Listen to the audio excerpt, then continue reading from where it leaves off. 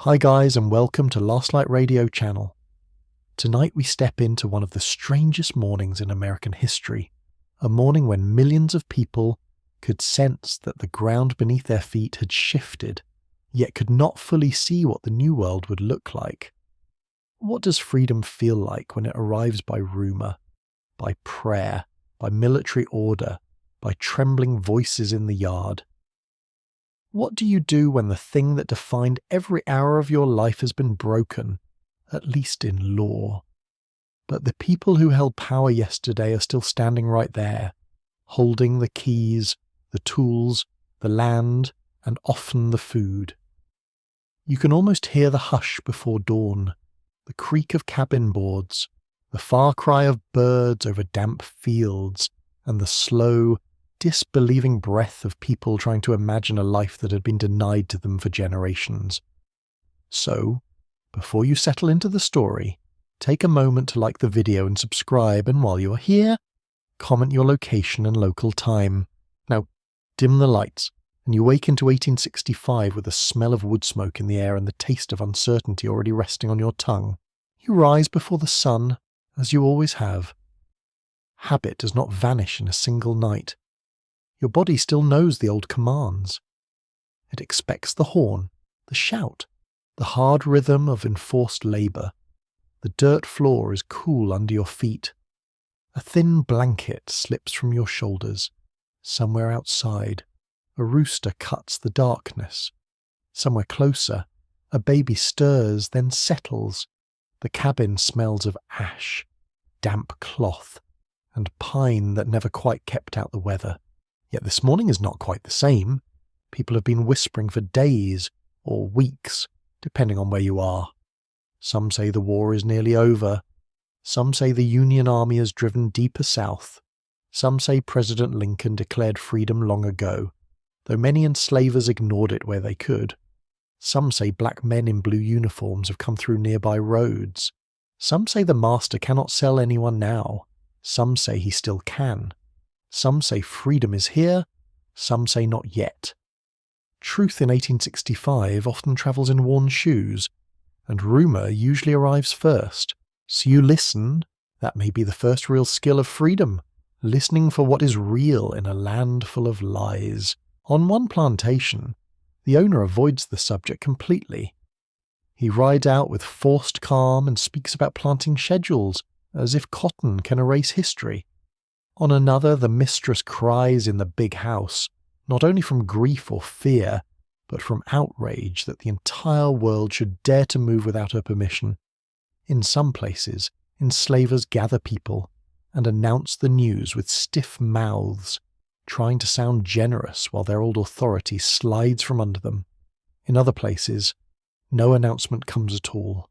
The enslaved are left to piece together their fate from soldiers, newspapers, passing teamsters, or the boldest person in the quarters. Imagine standing in that half-light, feeling the morning air cling to your skin, and realizing that your future may depend on who speaks first and who dares to believe them. For many black Americans, 1865 is not the first taste of possibility. Enslaved people had long carved tiny spaces of independence inside slavery itself. They had stolen moments to visit family, to pray in secret, to keep names alive, to pass along directions, songs, skills, jokes, recipes, and warnings. They had resisted in quiet ways and open ways. They had run, they had negotiated, they had endured. Freedom did not create dignity from nothing. It exposed dignity that had survived everything meant to crush it. Still, the legal end of slavery changes the emotional weather. You can feel it in the way people hold themselves. Shoulders that usually bent begin to rise. Eyes meet other eyes more directly. There is caution. Yes, a great deal of caution. But there is also a dangerous new question moving through the quarters like fire through dry grass. What can they make us do now? That question unsettles everything. In some places, people stop working at once. In others, they continue for a time, partly from confusion, partly because food is scarce, and partly because freedom without land or money can feel alarmingly abstract. Children sense the change differently from adults. Some only know that grown people are talking in low, urgent voices. Some laugh because everyone else seems excited. Some cling harder to mothers and grandmothers, hearing both hope and fear in the same breath. The old people often seem the quietest. They have seen too much to trust easy promises. They know papers can be written and ignored. They know armies move, laws change, and white men often call one thing justice in daylight and another thing order by dark. Yet even among the cautious, something stirs. A grandmother who once avoided looking toward the road now stands outside longer than usual. An old man who rarely speaks begins to hum a hymn under his breath. It is not certainty, it is recognition. One mainstream fact of this moment is simple and enormous.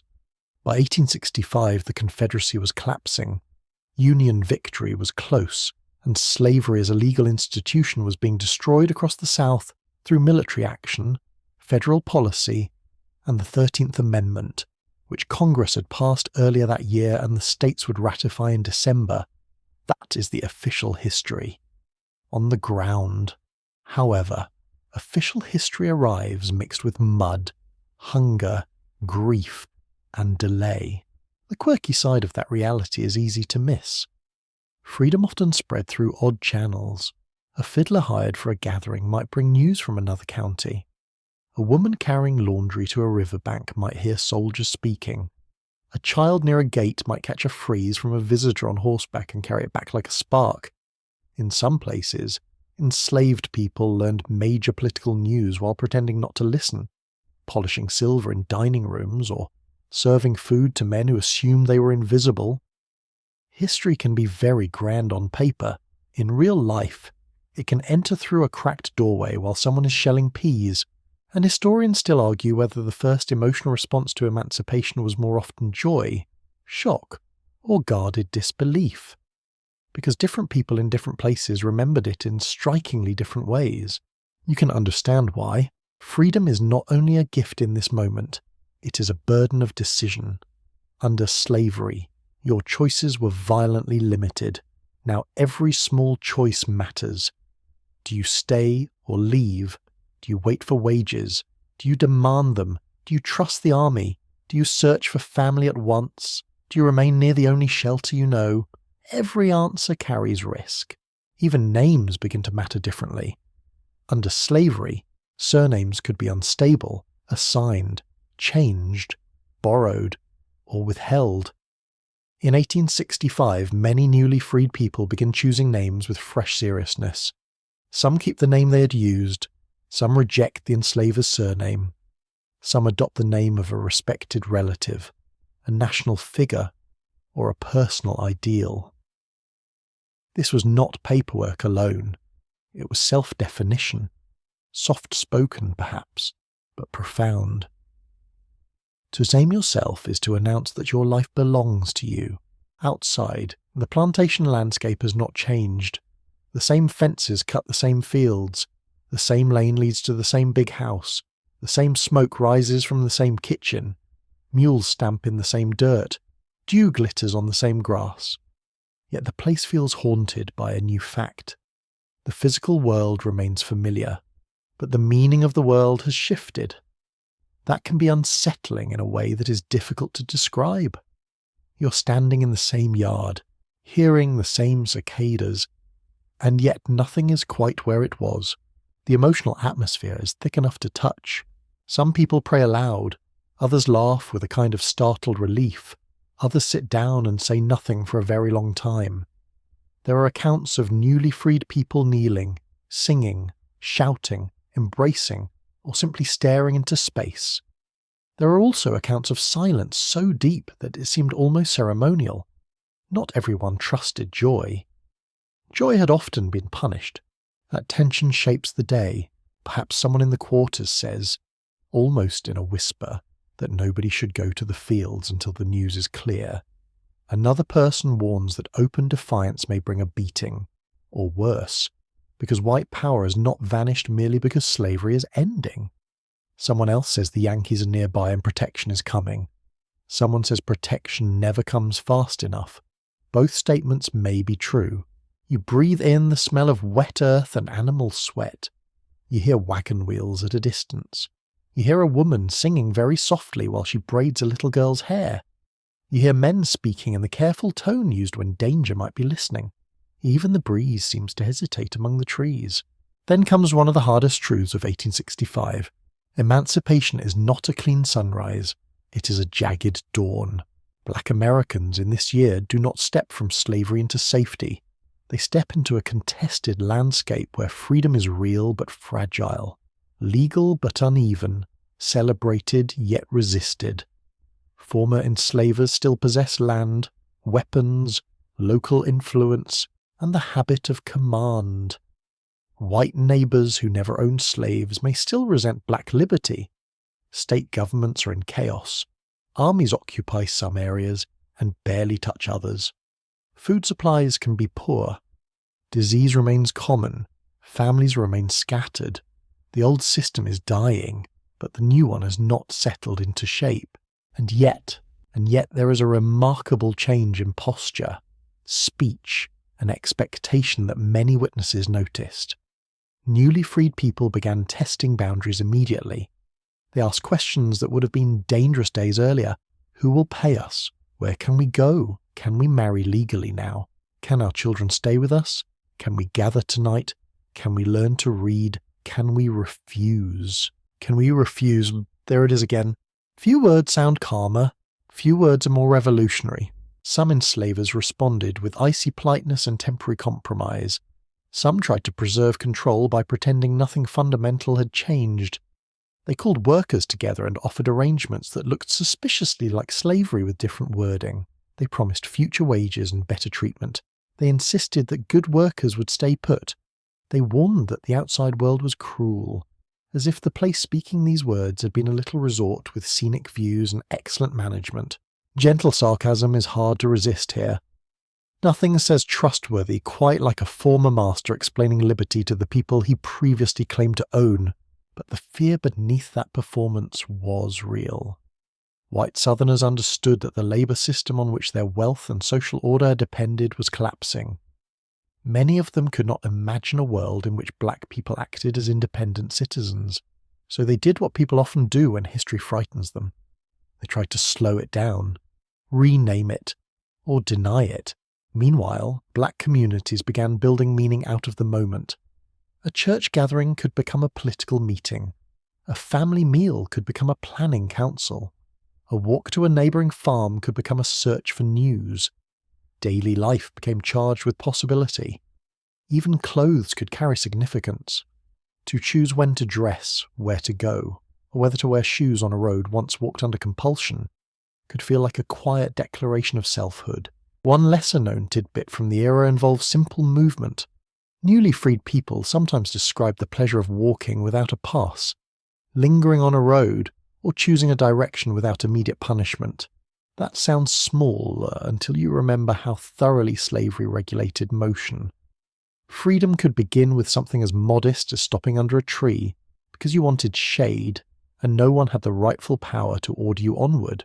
Scholars also continue to debate how quickly freed people understood the broader legal meaning of emancipation, because many had immediate practical concerns that mattered more than constitutional language.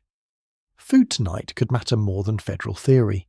Reuniting a child with a parent could matter more than grand speeches. This does not mean freed people failed to grasp freedom. It means they understood it in the most human way possible, through life. As the day stretches on, the sounds around you sharpen, hammering from a shed, a mule snorting by the fence, the rustle of skirts, the mutter of men returning from the road with fresh information. Maybe Union troops have entered the nearest town. Maybe a neighbour plantation has already stopped work. Maybe a preacher is gathering people after sunset to pray and discuss what comes next. Hope lifts, fear presses back. By evening, the sky turns amber, then violet. Smoke hangs low above the cabins. Cornbread or beans, if available, send up humble smells that mix with sweat and dust. Children drift to sleep against tired arms. Adults remain awake longer. They talk in doorways and beside cook fires. Their voices are steadier now, not because the future is clear, but because the truth has entered the room and refuses to leave. You sit with that truth, slavery, the great brutal engine that structured birth, labour, punishment, and family life, is ending. Not ending politely, not ending neatly, ending through war, law, courage, and the relentless insistence of those who had always known they were human, no matter what the nation pretended. The night air cools your skin. Crickets begin their patient music. Above you, the stars look exactly as they did before emancipation. That might almost seem rude. The universe has not paused for the occasion, but perhaps there is comfort in that too. Freedom does not need thunder to be real. Sometimes it begins in a whispered conversation, a straightened back, a chosen name, a refused order, a road finally walked by choice. And in 1865 for Black Americans, that first deep breath of freedom is filled with wonder, grief, caution, and resolve, all at once, as a new life starts not in perfection, but in motion. Morning begins with noise from the road, not a grand parade, nothing so polished, just the rough, uneven sound of wheels pulling through ruts, hooves striking packed earth, and voices floating in and out with the breeze. In 1865, news rarely arrives in a neat little bundle. It comes dusty, half overheard, mixed with mistakes, sharpened by fear, and carried by people who often know only one piece of a much larger story. You stand in a world where a sentence spoken at a crossroads can change a whole community by sundown. The air smells of churned mud and mule sweat. A cart passes, a rider slows near a gate, somebody in a yard pretends to keep working while listening with every nerve. That is how liberation often travels. Not as a trumpet blast, but as fragments. A soldier said Richmond had fallen. A cousin heard the Yankees were close. A preacher claimed slavery was done. A white man swore that was nonsense. A woman from the next county said people there had already stopped work. Each fragment lands differently. Some people seize it at once. Some hold it at arm's length. Some repeat it with fierce confidence. Some lower their voices because false hope can hurt almost as much as despair. You learn quickly that freedom has a geography. News reaches one place early and another place late. Rivers slow it down. Distance distorts it. War tears apart the usual channels, then creates new ones. Army camps become rumour mills. Market towns become little engines of talk. Churches turn into listening posts. Railroad lines, where still working, carry both freight and whispers, in kitchens, fields, laundries, workshops, and stables. Black Americans gather bits of information and weigh them like coins. This was not carelessness, it was skill. Under slavery, information itself had always been a form of power. Enslavers controlled newspapers, letters, movement, meetings, and education. They hid what threatened their rule and spread what strengthened it. So black people became experts in indirect knowledge. They learned to hear what was not said. They learned to read faces, tones, pauses, and sudden silences. They learned that a slammed door, a delayed meal, or an anxious meeting in the big house could signal changes long before any official announcement. By 1865, those habits become priceless. You might be carrying water when you hear a visitor mention General Lee. You may not know every detail, but you know the name matters. You might be brushing a coat when someone mutters about surrender. You might be near a porch when a newspaper is read aloud. Every other line skipped because the reader assumes nobody nearby can make sense of it anyway. Yet plenty of enslaved people had found ways to learn letters, and many more could memorize spoken words with astonishing precision. One strong historical fact sits at the center of this moment. Communication about emancipation varied wildly across the South, because the Emancipation Proclamation of 1863 applied mainly to areas in rebellion and depended on Union military reach. In 1865, as Union armies advanced and Confederate authority crumbled, The meaning of freedom spread unevenly from place to place. Law and lived reality did not arrive hand in hand. They wandered toward each other over difficult ground. That gap made room for manipulation. Some enslavers delayed the news on purpose. They understood perfectly well that once black labourers knew slavery had ended, the old rhythms of command would collapse. So they stalled. They pretended uncertainty. They spoke of waiting for official confirmation. They said people had misunderstood the war. They hinted that the law was complicated, which is a classic move by anyone hoping confusion will do the work that force might no longer safely accomplish. Somehow the legal details always become very delicate right when justice threatens someone's profits. Other white Southerners did not bother with subtlety. They simply denied the news outright. They said Lincoln's order meant nothing. They claimed local custom still ruled. They insisted the army would soon leave and things would return to normal. But normal had already caught a fever. The old order could not be stitched back together by stern voices and polished boots. Black communities developed their own information networks to answer that resistance. Men who travelled as teamsters, boatmen, blacksmiths, or hired labourers brought back reports. Women moving between houses and kitchens often knew more than anyone guessed. Domestic workers heard political conversations meant to exclude them. Washerwomen picked up gossip that clung to clothing as stubbornly as red clay.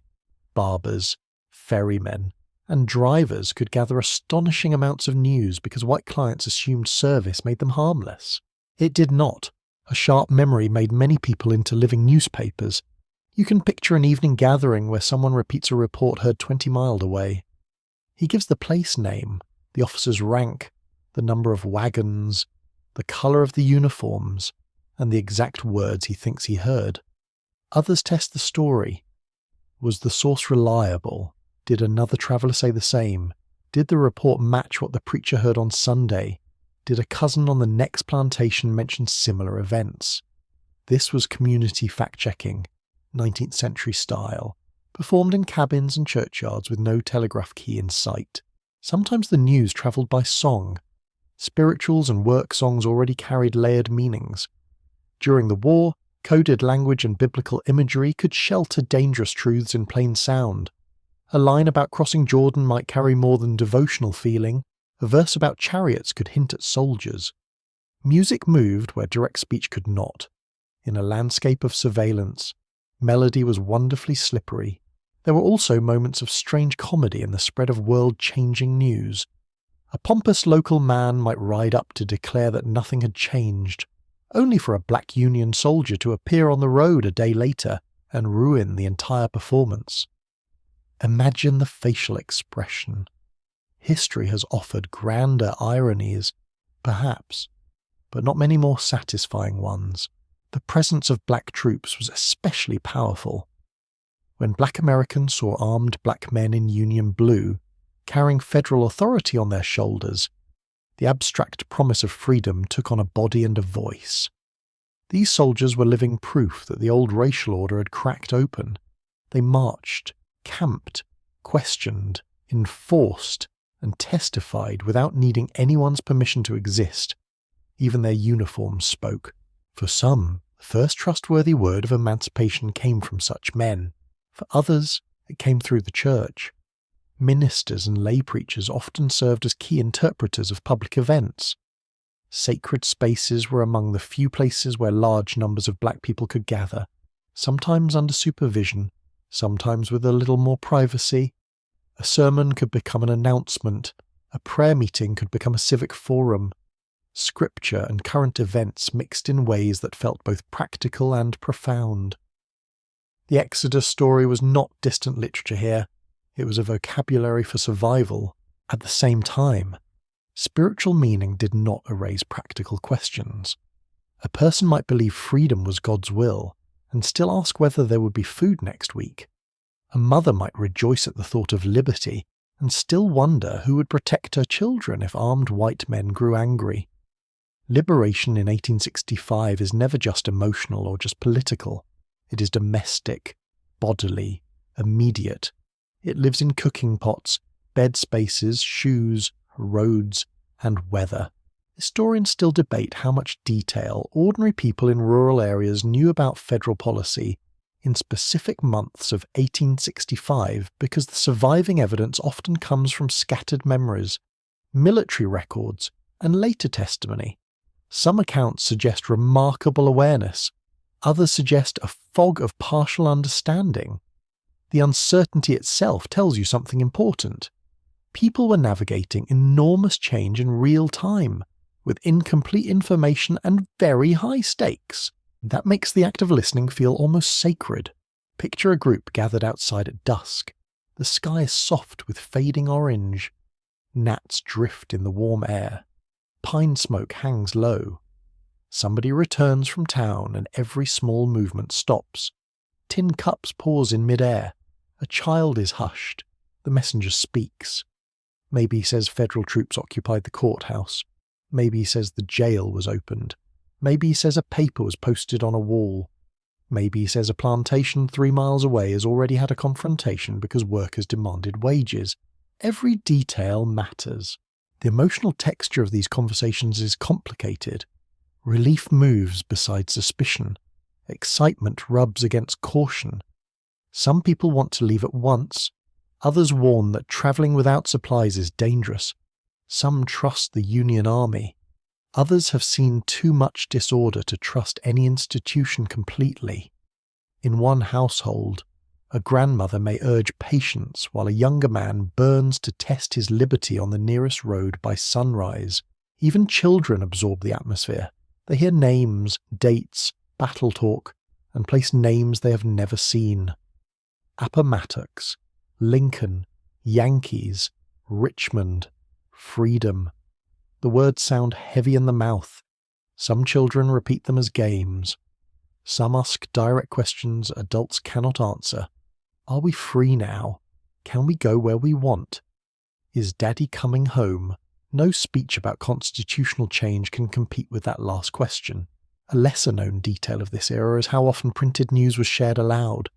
Newspapers were read in taverns, porches, camps, and public squares, even for people who could not read. The newspaper mattered because someone nearby usually could, but spoken reading was never neutral. The reader chose the tone, skipped lines, added comments, and sometimes mocked the content. A sarcastic white reader might minimize emancipation, while a black listener quietly stored every word. Print may look fixed on the page, yet in practice it passed through many mouths. You can almost hear the texture of those readings. The dry crackle of paper, a throat being cleared, the exaggerated patience of a man who enjoys holding an audience, the muttered responses from listeners, the little gasps when a phrase lands, the shuffle of feet as people inch closer without seeming too eager. Information had sound before it had certainty. Roads themselves became characters in this story. Dirt roads, military roads, plantation lanes, paths through woods, levee edges, river landings. They carried peddlers, soldiers, runaways, mourners, recruiters, family searchers, and opportunists. They also carried danger. News travelled with men who might be drunk, angry, grieving, armed, or all four. A road could bring release. A road could also bring retaliation. No wonder every approaching rider drew attention. In some areas, Union officers posted orders publicly, announcing that formerly enslaved people were free and that labour arrangements must now change. These moments had the feel of theatre and law at once. A crowd gathers, an officer reads, a translator or local figure repeats the words. The crowd listens with an intensity few modern audiences could match. Law is suddenly not an invisible machine in faraway capitals. It stands in front of you with boots on, and still, even an official reading does not settle every matter. People ask follow-up questions. Can families stay together? Will the army enforce this tomorrow? What about land? What about wages owed for the past? What if the planter refuses? The officer may not know, or he may know and not say. Freedom opens 1,000 doors, but many of them lead into unlit rooms. some newly freed people learned of national events in painfully uneven order. A community might hear that slavery had ended before learning that Lincoln had been assassinated in April 1865. Another might hear of Lee's surrender before getting any reliable local guidance on labour or protection. This uneven sequence shaped emotion. Imagine hearing first that the war is ending, then later that the president who became linked with emancipation has been killed. History did not manage its timing for comfort. The smell of the era lingers in everything. Damp newspapers, horse leather, sweat dried into wool uniforms, lard lamps burning low, cornmeal cooking, river mud, tobacco on a speaker's breath. You live inside news with your whole body. You hear it, smell it, feel it in the crowd pressing close. The atmosphere itself seems charged, like the sky before a storm that everyone has been waiting for and dreading. This spreading knowledge also altered social rank within black communities. People who could travel, read, interpret official language, or speak confidently in public became newly important. A literate man with a newspaper clipping could draw a circle around himself without trying. A woman known for accurate reports might become indispensable. Trust mattered more than volume. The person who rarely spoke but usually turned out right could command a room. There is something deeply human in that. When old systems crack, communities do not wait for perfect institutions. They look for reliable people. By night, conversation continues in softer tones. Frogs sound from low water. A lantern winks through a cabin crack. Someone repeats a phrase heard that afternoon, rolling it carefully, testing its shape. Free people. Wages, bureau, union, contract. The vocabulary of the new age enters slowly, not yet settled, not yet fully understood, but impossible to push back out. That is the true spread of emancipation in 1865. Not only a document or a battle result, but a widening field of shared knowledge. A people long denied lawful voice begin gathering facts, comparing stories, and deciding which version of the world they will trust. They do this under strain, in danger, amid deception. With children at their knees and work still demanding attention, it is intellectual labour, emotional labour, and communal labour all at once. And by the time darkness deepens and the road falls quiet, the world has changed again, because enough people now know enough truth to make silence impossible. By the time you decide to leave, the place has already become smaller. The cabins still stand where they always stood. The fence lines still press across the fields. The path to the well still curves through the same hard dirt. Yet everything feels narrowed, as if the plantation has shrunk to the size of a memory you no longer wish to live inside. Freedom does not always begin with a trumpet. Sometimes it begins with one bundle, one deep breath, and one look down a road you were once forbidden to take. The choice to leave is rarely simple. You may have no wagon, no savings, no map worth the name. Perhaps you have children to carry, or an old parent who walks slowly, or a spouse who wants to wait for more certain news. Perhaps the harvest is not in, food is scarce, and the nearest town is far. Perhaps armed white men are already muttering about teaching lessons to people who have become too bold. The road calls to you, yes, but the road also asks rude questions. Where will you sleep? What will you eat? Who will protect you? Still, the need to move can become stronger than fear. Under slavery, movement had been watched, licensed, limited, punished, a pass, a patrol, a question at the wrong moment, and a simple walk could become a danger. In 1865, the possibility of choosing your own direction becomes one of the most immediate tastes of liberty. Not safe liberty, not comfortable liberty, but liberty with dust on its shoes. You pack lightly because there is not much to pack. A blanket, a skillet, if you are lucky, a gourd or tin cup, a little cornmeal wrapped in cloth, maybe a Bible, if one exists in your household, maybe a scrap of paper with a name on it, maybe nothing written at all, only a place remembered through stories. A woman may tuck away a comb, a spoon, a ribbon. something small enough to carry yet precious enough to represent herself as more than labour.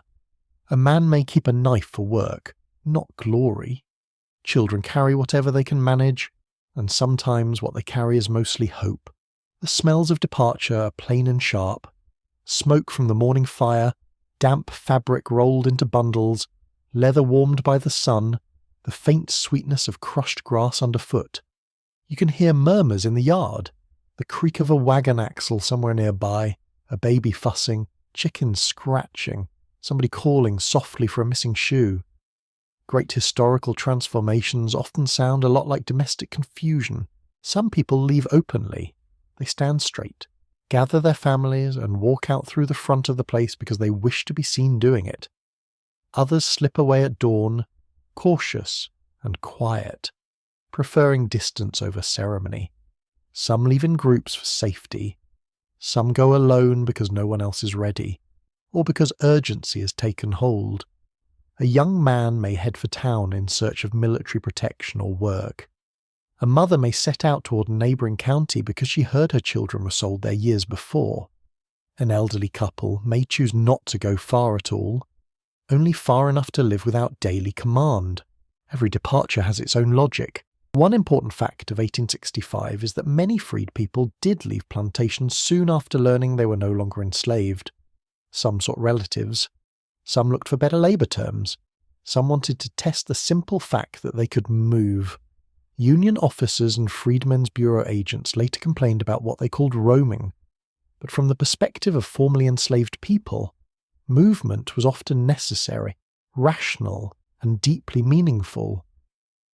A stationary life had been imposed on very violent terms. Motion itself could be a declaration. That declaration unsettled former enslavers almost immediately. Planters wanted labour to remain exactly where it had always been, just with fewer embarrassing legal details. They spoke of order, stability, and mutual interest. They said workers should stay until contracts could be arranged. They warned that roads were dangerous. They predicted hunger, crime, and regret. Sometimes they were not entirely wrong about the danger. The roads could be harsh, disease common, and supplies scarce. But one notices how often the men who had spent years forcing people to remain suddenly became great champions of staying put. A marvellous conversion to concern. Their anxiety had practical roots. Plantations depended on labour timing. Fields did not pause for moral reflection. If workers left at planting time or harvest time, the economic shock could be severe. So planters negotiated, threatened, pleaded, and sometimes retaliated. They withheld food. They locked up goods. They spread rumours that the army would punish anyone who wandered. They used family ties as leverage. They claimed certain people owed work for rations already received. Old habits of command survived with disturbing energy. Yet many black Americans kept moving. Picture a road in hot weather. Dust rises around ankles. The sun presses on your shoulders. Cicadas drone in the trees. A child grows sleepy and heavy in your arms. You pass fields that look too familiar, then patches of woods that offer shade and concealment. Along the way, you meet others. A man with a rolled blanket and no hat. 2 sisters walking with a boy between them. A couple sharing one small sack of food. A group of men asking whether troops are posted at the next town. The road becomes a moving conversation. Where are you headed? Heard my daughter is near Macon. Looking for wages near the river. Trying to find the bureau office? Just getting away? That last answer says more than it seems. For some, leaving was less about a destination than about severing the daily intimacy of slavery. To wake each morning under the gaze of the same people who claimed ownership over your body, children, and time was unbearable once the law shifted. The plantation could feel poisoned by memory. Every doorway held an insult. Every command echoed. Every field carried the weight of forced labour. Walking away was not irresponsibility. It was a form of healing, though not an easy one. A lesser-known detail from this period is that some freed people travelled with remarkable attention to appearance. Even in poverty, clean clothes, a hat worn carefully, a straight posture, a shawl saved for the occasion. Such choices were not vanity, they were public claims to dignity. Under slavery, clothing had often been issued, restricted, or used to mark status. In freedom, even modest dress could say, "I present myself. I am not being displayed." The landscape offered mixed company. Union troops in some areas provided real support, or at least a deterrent. In other places, soldiers were absent, overextended, or indifferent. White refugees, Confederate deserters, traders, and displaced families also crowded the roads. Bridges might be damaged, rivers might be high, towns might be tense with rumour and shortage. You're not walking into a stable world. You're walking through the wreckage of war, trying to assemble a life from what remains. Historians continue to debate how far and how often freed people moved in the first months after emancipation, because official reports are patchy and often coloured by irritation. Authorities sometimes described black mobility as disorder, while freed people themselves understood it as family search, labour negotiation, self-assertion, or all three at once. The argument matters because words shape memory. A bureaucrat sees wandering, a freed mother sees purpose, and there were practical lessons to learn very quickly. Travel requires water. It requires knowledge of distances, trustworthy households, and unsafe stretches of road. It helps to know where ferries operate, where troops camp, where churches welcome strangers, where hostile patrols linger, even though the old system is dying hard. Children tire, elders ache, shoes fail, weather shifts.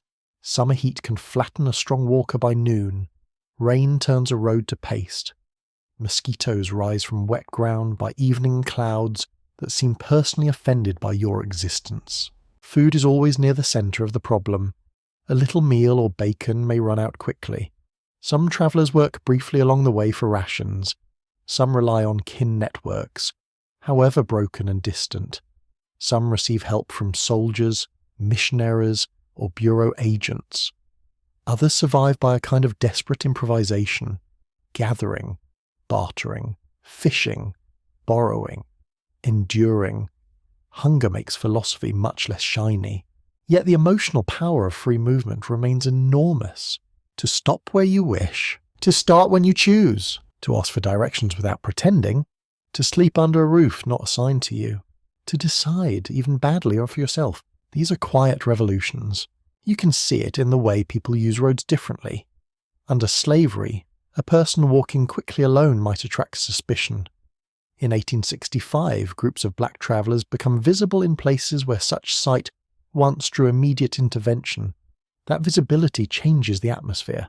A single traveller suggests escape. Many travellers suggest history. Towns are often the hardest spaces to read. They promise information, work, markets, churches, official notices, and military protection. They also contain watchful eyes, opportunists, and fresh insults. You enter with caution. The smell hits first horse manure, smoke, stale beer, hot wood, frying grease, damp wool, and too many bodies sharing the same narrow streets. Wagons jam the square. White men argue outside a store. Soldiers lounge or march depending on the hour. Black families cluster near a churchyard or agency office, waiting for guidance that may or may not come. Here, movement becomes paperwork if you're unlucky, opportunity if you're lucky, and exhaustion either way. A bureau agent may tell you to sign a labour contract. A soldier may direct you to a camp. A preacher may know of relatives from your county. A woman outside a wash house may know more than any official in the district and tell you which road to avoid after dark. Trust forms unevenly. Government has a desk. Community has a memory. Some free people discover quickly that leaving one plantation does not mean finding freedom from white control everywhere. Certain towns pass regulations aimed at forcing black labour into predictable channels. Some employers want hands but not independence. Some officials speak kindly and act slowly. Some whites resent any sign of black mobility as insolence. You can almost hear the complaint in their voices. Why are they on the road? as if roads were private property of whiteness itself. Yet there are flashes of something new and exhilarating. A group of black travellers singing as they walk, children staring wide-eyed at a steamboat landing, a woman receiving directions from another free black family she has never met, men discussing wages in public with a seriousness once reserved for white landowners. These moments are fragile but real. Freedom is becoming social. It is not only a legal condition, it is a way people begin treating one another in shared space. In this moving world, time feels peculiar.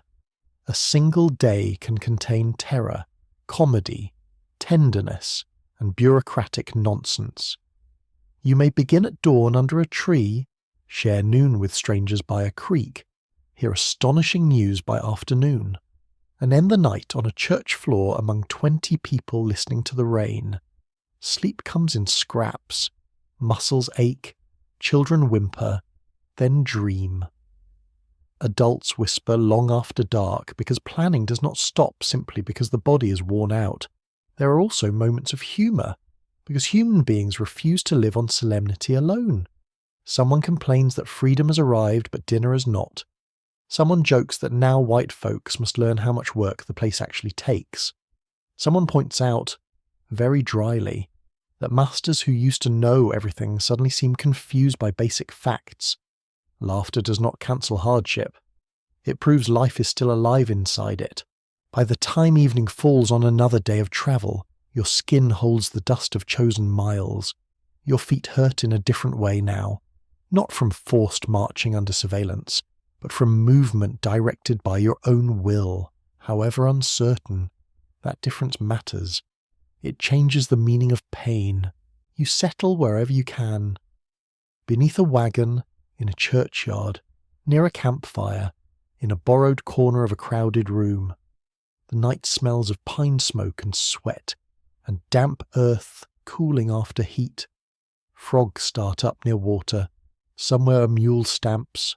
Somewhere a baby cries and is soothed. Above, the stars remain maddeningly unconcerned, as stars tend to be. And still you rest under them as a traveller by choice, not property in place. That is the great new development of 1865 on these roads. Black Americans, with little protection and fewer resources than justice required, begin claiming geography itself. They cross county lines, plantation boundaries, town edges, ferry landings, and invisible mental borders that slavery had tried to nail shut forever. They leave not because the path is easy, but because remaining under the old gaze can become impossible. Every mile says the same thing in a different voice. I can go. The search begins with names spoken into open air, not official records at first, not tidy lists, just names carried in memory for years, sometimes whispered only at night, sometimes repeated so often they feel stitched into the body. A mother says the name of a son sold south. A husband repeats the name of his wife with the careful tone of a man afraid time may wear the sound away. A sister asks after a brother whose face she still sees in certain kinds of light. In 1865, freedom brings one longing to the surface with painful force. Find them! And the need is immediate because separation had been one of slavery's deepest cruelties. Husbands, wives, parents, children, cousins, and grandparents had been divided by sale, debt, inheritance, punishment, or convenience. Some separations happen suddenly. A trader arrives. A bargain is struck. A child is gone by noon. Others happen through long uncertainty, with promises made and broken over months. The ache never settled into anything gentle. It simply learned how to live inside daily labour. Now the war's end and slavery's collapse make reunion imaginable. Not easy, not likely in every case, but imaginable. That alone changes the emotional atmosphere. You hear it in cabins, churchyards, army camps, and town streets. People ask one another the same questions over and over. What county are you from? Who owned your people? Did you know the Harris place near Savannah? Have you heard of a woman called Eliza with 2 daughters? Was there a boy named Ben sold through Mobile? Every encounter becomes a possibility. Every stranger may carry a clue. The search can feel almost unbearable because hope sharpens grief. Under slavery, the missing were often unreachable by design. A person could still love, remember, and mourn, but practical action was limited by force and distance. In 1865, the door cracks open. The very fact that you might act means the old wound starts throbbing again. Names return with fresh urgency. Directions once kept only in the mind are spoken aloud. Stories are exchanged, checked, and expanded. A historical fact at the centre of this moment is that newly freed people across the South did, in enormous numbers, search for relatives from whom they had been separated.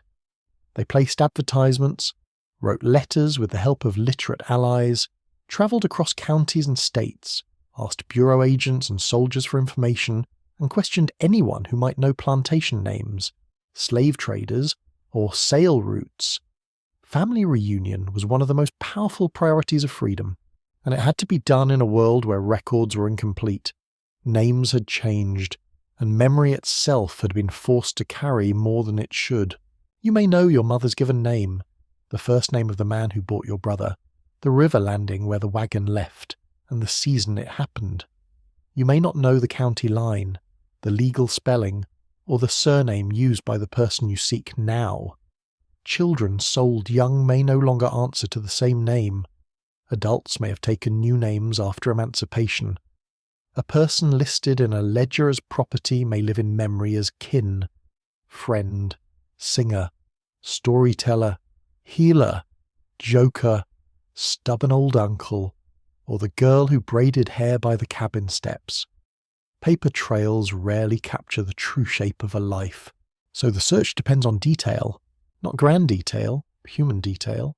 A scar on the chin, a song always sung while cooking, a father who walked with a limp, a mother who wove baskets beautifully, a child sold wearing a checked shirt, an aunt who laughed with a snort. These things matter because they survive where formal documents fail. You learn to listen not only for names but for habits, gestures, and tiny remembered facts that mark a person as undeniably themselves. The soundscape of the search is unlike anything else. Questions asked at church doors, names called over camp fences, stories exchanged under trees, wagon drivers answering half a dozen inquiries before they finish drinking from a bucket, women speaking urgently in market lanes, men approaching troops to ask whether they have seen people from a certain county. Even the pauses feel charged. Someone hears a familiar plantation name and goes very still.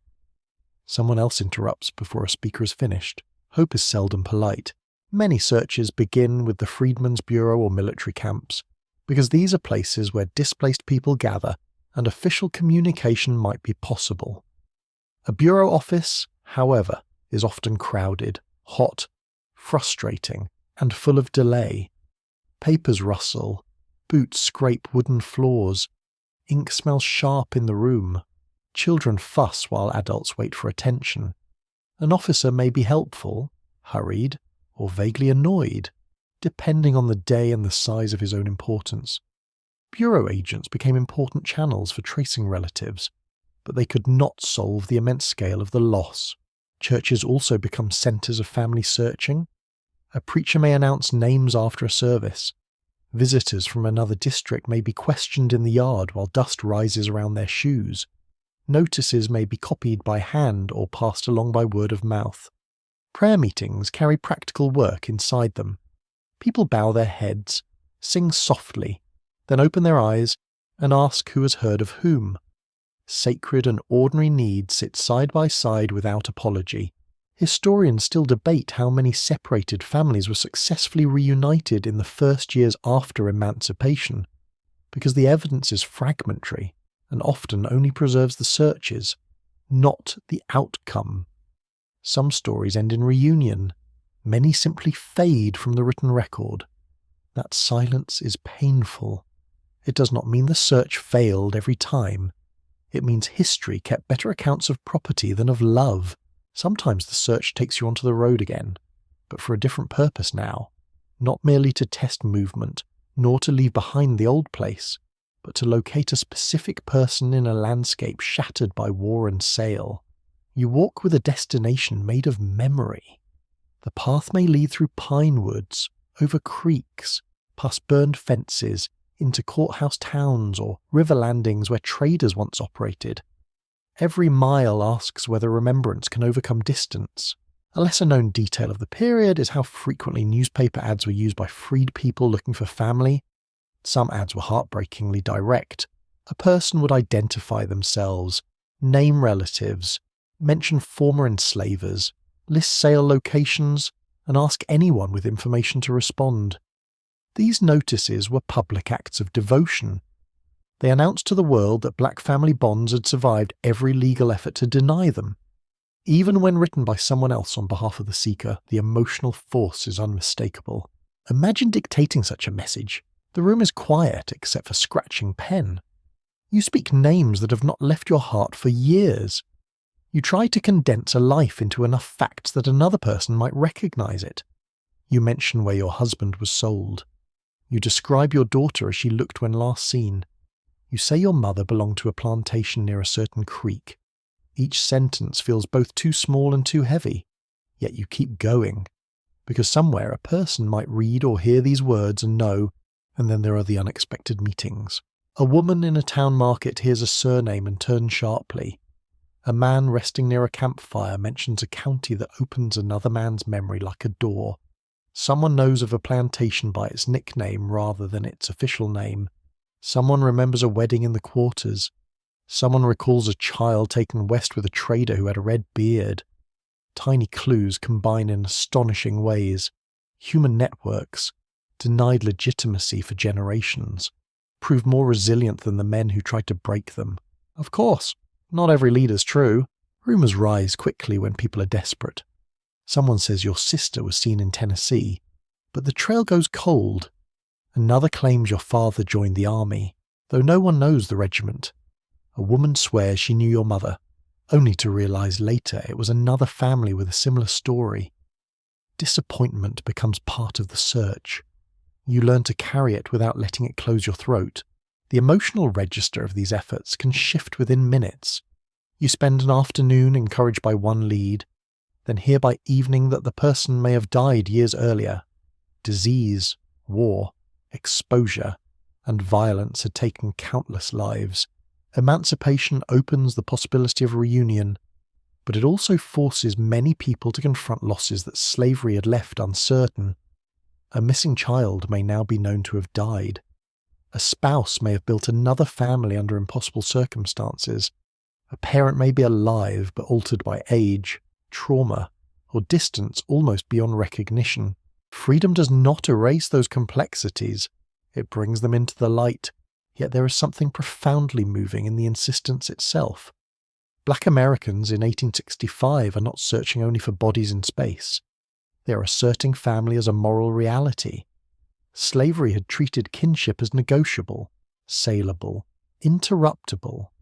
Newly freed people reject that logic with every inquiry, every mile travelled, every notice posted, every question asked at a church gate. They insist that these bonds were real all along. The sensory world of the search stays close to the skin.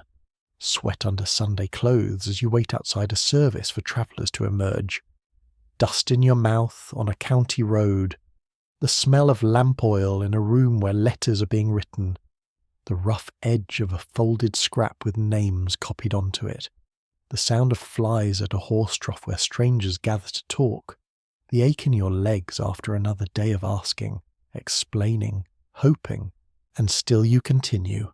Sometimes children are the centre of the search. A mother may have been sold away from a son and knows only the trader's route.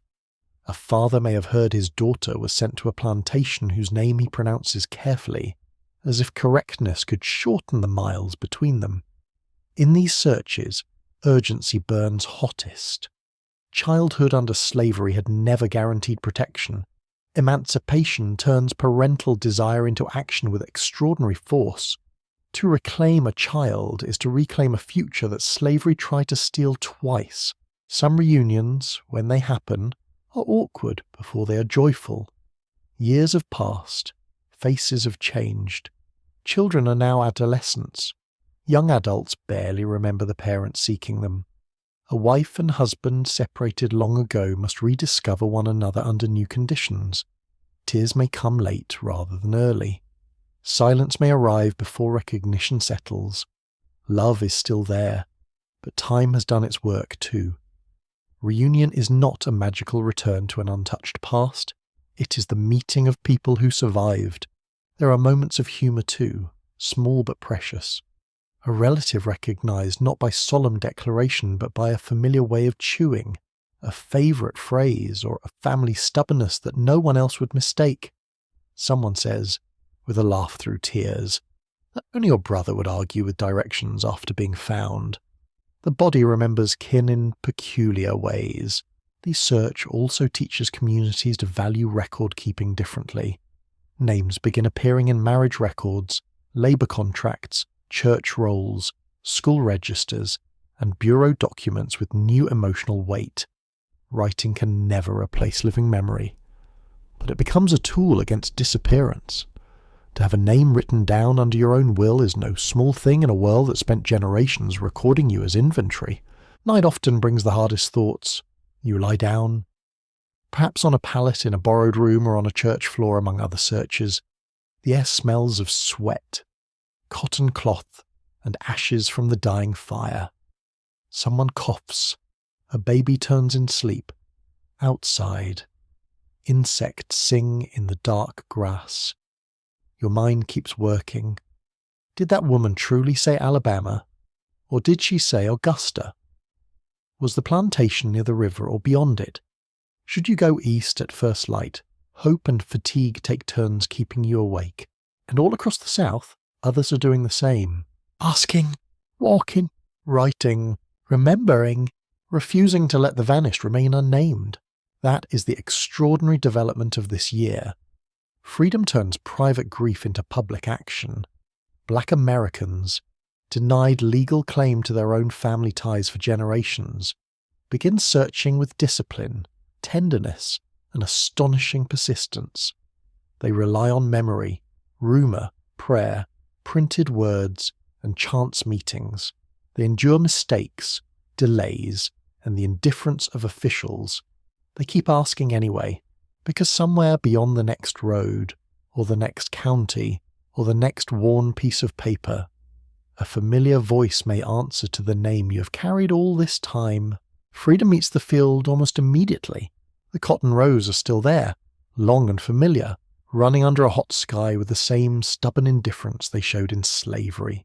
The cane still needs cutting where cane is grown. The tobacco still asks for hands. Corn still ripens in its own season. The land has not suddenly developed a conscience. It wants labour as bluntly as ever. But now a new question stands in every furrow and beside every barn. If you work, on what terms? That question changes the air. You can hear it in the way conversations begin.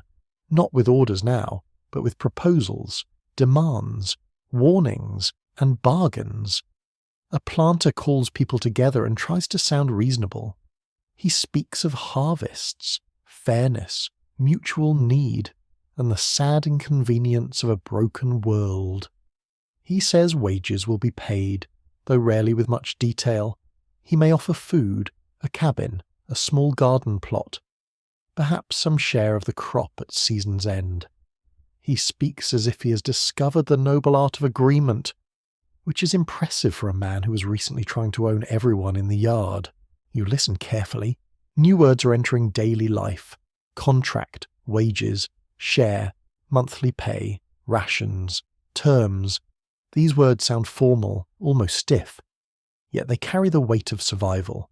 They decide whether children eat, whether old parents can rest, whether a family can remain together, whether labour will feel merely hard or openly humiliating. A free contract on unfair terms is not justice, but it is still different from slavery, and people know the difference keenly.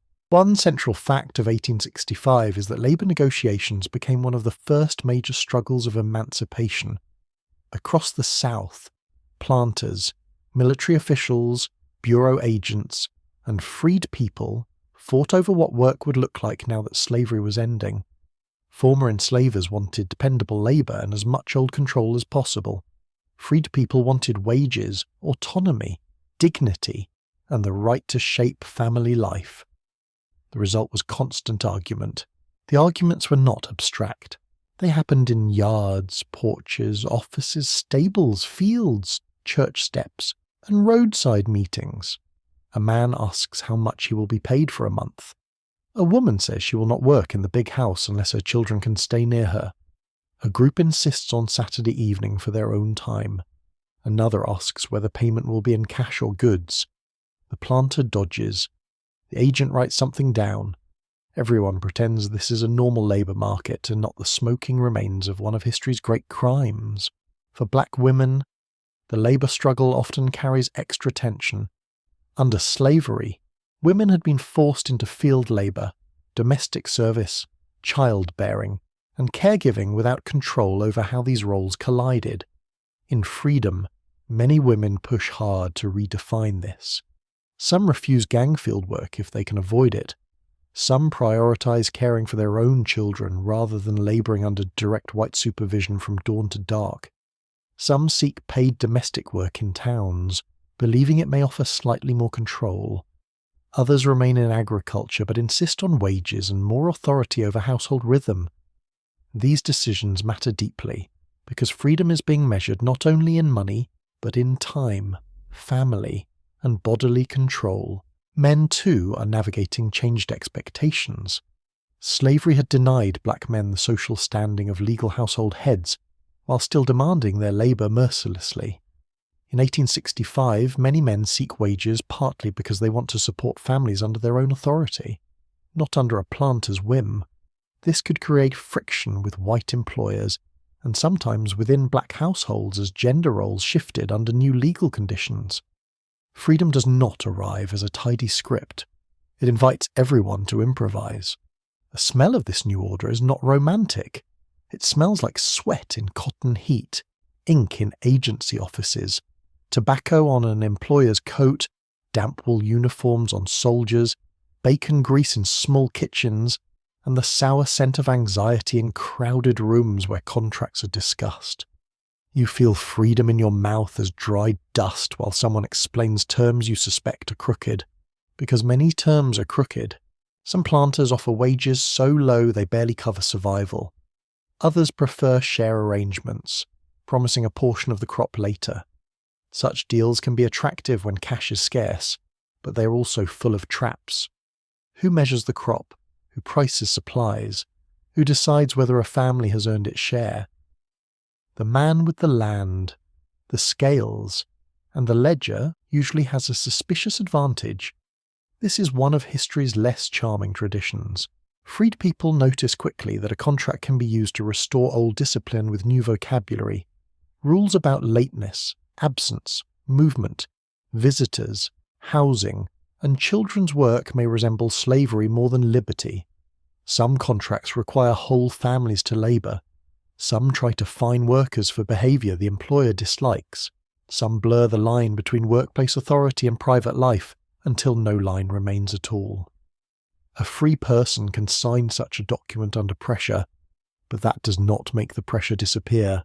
Historians still debate how much genuine bargaining power freed people had in the first months after emancipation, because conditions varied sharply by place, season, military presence, and labour demand. In some districts, shortages of workers gave freed people room to negotiate better wages or conditions. In others, violence, debt, local laws, and weak enforcement crushed that leverage quickly. The uncertainty itself is part of the story. Freedom was not distributed evenly, even where it was legally recognised. Yet people negotiated with impressive skill. A group may bargain together rather than one by one. That makes it harder for a planter to isolate and pressure individuals. Families may insist on living together rather than being assigned separately. Workers may request payment monthly rather than only at year's end. Knowing distant promises can evaporate. Some insist that children must attend school if one exists. Others refuse whipping outright and state it plainly. Imagine saying that to a former master in broad daylight. The sentence alone carries a century of force. There are also practical questions, so ordinary they become profound. Who chooses when work begins? Can nursing mothers leave the field to feed infants? Is Sunday truly free? Can a worker visit a spouse on another plantation? May gardens be planted for family use? Can an elderly parent remain in the cabin even if too frail for labour? Freedom often lives in these details more than in speeches. A lesser-known element of this period is the role of simple counting. Freed people watched weights, tallies, days, and rations with new intensity. Under slavery, the master's account ruled by force. Now numbers become contested ground. How many days were worked? How much cotton was picked? How much corn was issued? How many hogsheads were loaded? A careful memory becomes a shield. A scrap of written notation becomes a treasure. People who can count well or read figures gain importance fast. This changes social life around labour. At evening, after the fieldwork ends or the office closes, conversations turn technical. How much did he offer? Did they pay in cash? Did the contract mention clothing? Did the woman on the next place get Saturday's afternoon, which planter cheats at the scales who lies about deductions? This is economic intelligence moving through the community, and it matters as much as gossip ever did.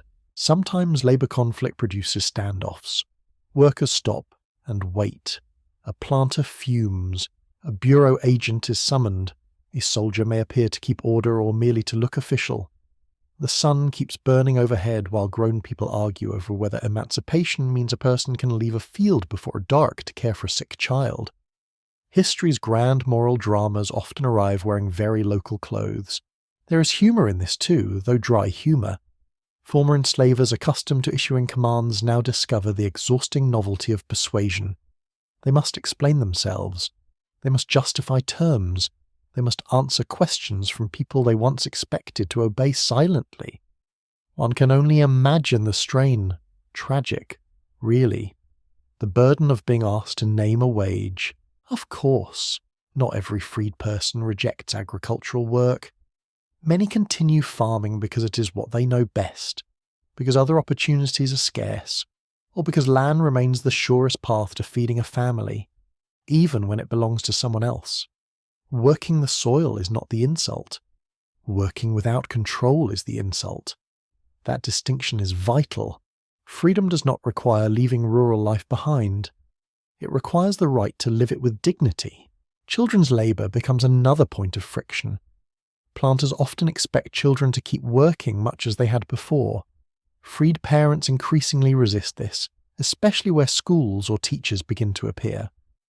A child in a field may still mean survival for a poor family, but it no longer seems acceptable that white employers should command children's time as a matter of course. Parents begin making choices, painful ones sometimes, about work versus schooling, immediate need versus future gain. Those choices are never easy in poverty. The physical experience of labour also changes when coercion changes. The hoe still blisters the hands. Cotton still cuts the fingers. Heat still presses down with biblical certainty. Mud still sucks at shoes after rain. But the inner meaning shifts if you can bargain, refuse, relocate, or expect payment. Hard work chosen under narrow options is not the same as labour extracted by ownership. The body knows the difference, even when the muscles ache just as much. You can picture an afternoon in late summer. The field hums with insects.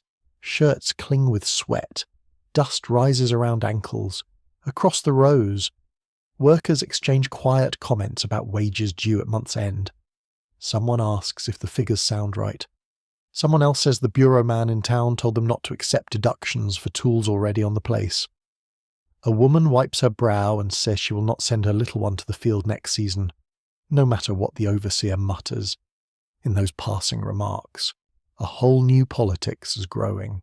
There are disappointments, naturally. Promised wages go unpaid, contracts are altered or ignored. White employers claim crops failed, supplies cost more than expected, or workers were idle. Some freed people are pushed into debt they barely understand. Others discover that leaving a bad arrangement is harder than hoped if nearby employers cooperate to keep terms low. Freedom opens choice, but scarcity narrows it again. That tension becomes one of the defining hardships of post-slavery life. Still, a discipline of expectation is forming. Black labourers begin expecting compensation, time, family respect, and recognised personhood. They may not receive all these things, often they do not, but expectation itself changes the relationship. A worker who can say, "You owe me," is standing in a different moral world from one who was legally denied ownership of their own labour. Even mealtime feels altered. A small meal eaten in the shade, however meagre, can become a moment of quiet accounting. How many hours left? How many rows done? How much promised? How much needed for shoes, cloth, medicine, salt? Children doze or chase each other briefly near the edge of the field. Adults talk in lower tones, practical and alert. The future is being reckoned in spoonfuls, wages, and weather. Night brings another round of negotiation, often inside family space. Can we stay here one more season? Should we move to town? Is the pay enough? Can we trust him? Could we save for our own mule, our own patch, our own beginning? The cabin smells of smoke and tired bodies. Crickets sing outside. Someone rubs sore hands. Someone rocks a child to sleep. Freedom feels less like a banner now, and more like arithmetic mixed with faith. That is what makes this stage so important. Black Americans in 1865 are not merely accepting work after slavery. They are redefining labour as a human relationship that must involve pay, choice, and limits. They are learning the language of contracts while exposing the lies hidden inside many of them. They are protecting children where they can, defending family time, counting every pound and hour, and insisting that effort belongs first to the worker. The fields remain demanding. The employers remain difficult. The law remains uncertain. But the old certainty of total ownership is broken. In its place stands a harder and noisier, more frustrating world of bargaining, disappointment, strategy, and resolve. And in that world, every question about wages becomes a declaration that your labour is no longer a thing someone else simply takes. Protection arrives wearing dusty boots, blue wool, and an expression that can mean almost anything. In 1865, the sight of Union soldiers can calm a room or unsettle it, sometimes at the same moment. For Black Americans trying to live as free people, the army represents power from outside the plantation order. That matters enormously. A uniform can interrupt a beating, enforce a contract, witness a complaint, or simply stand in a doorway and a former enslaver lower his voice for once. Yet soldiers are still soldiers. They are tired, impatient, uneven in character, and not always eager to become guardians of justice in every local quarrel. Protection exists, but it arrives in human form, and humans are never entirely reliable.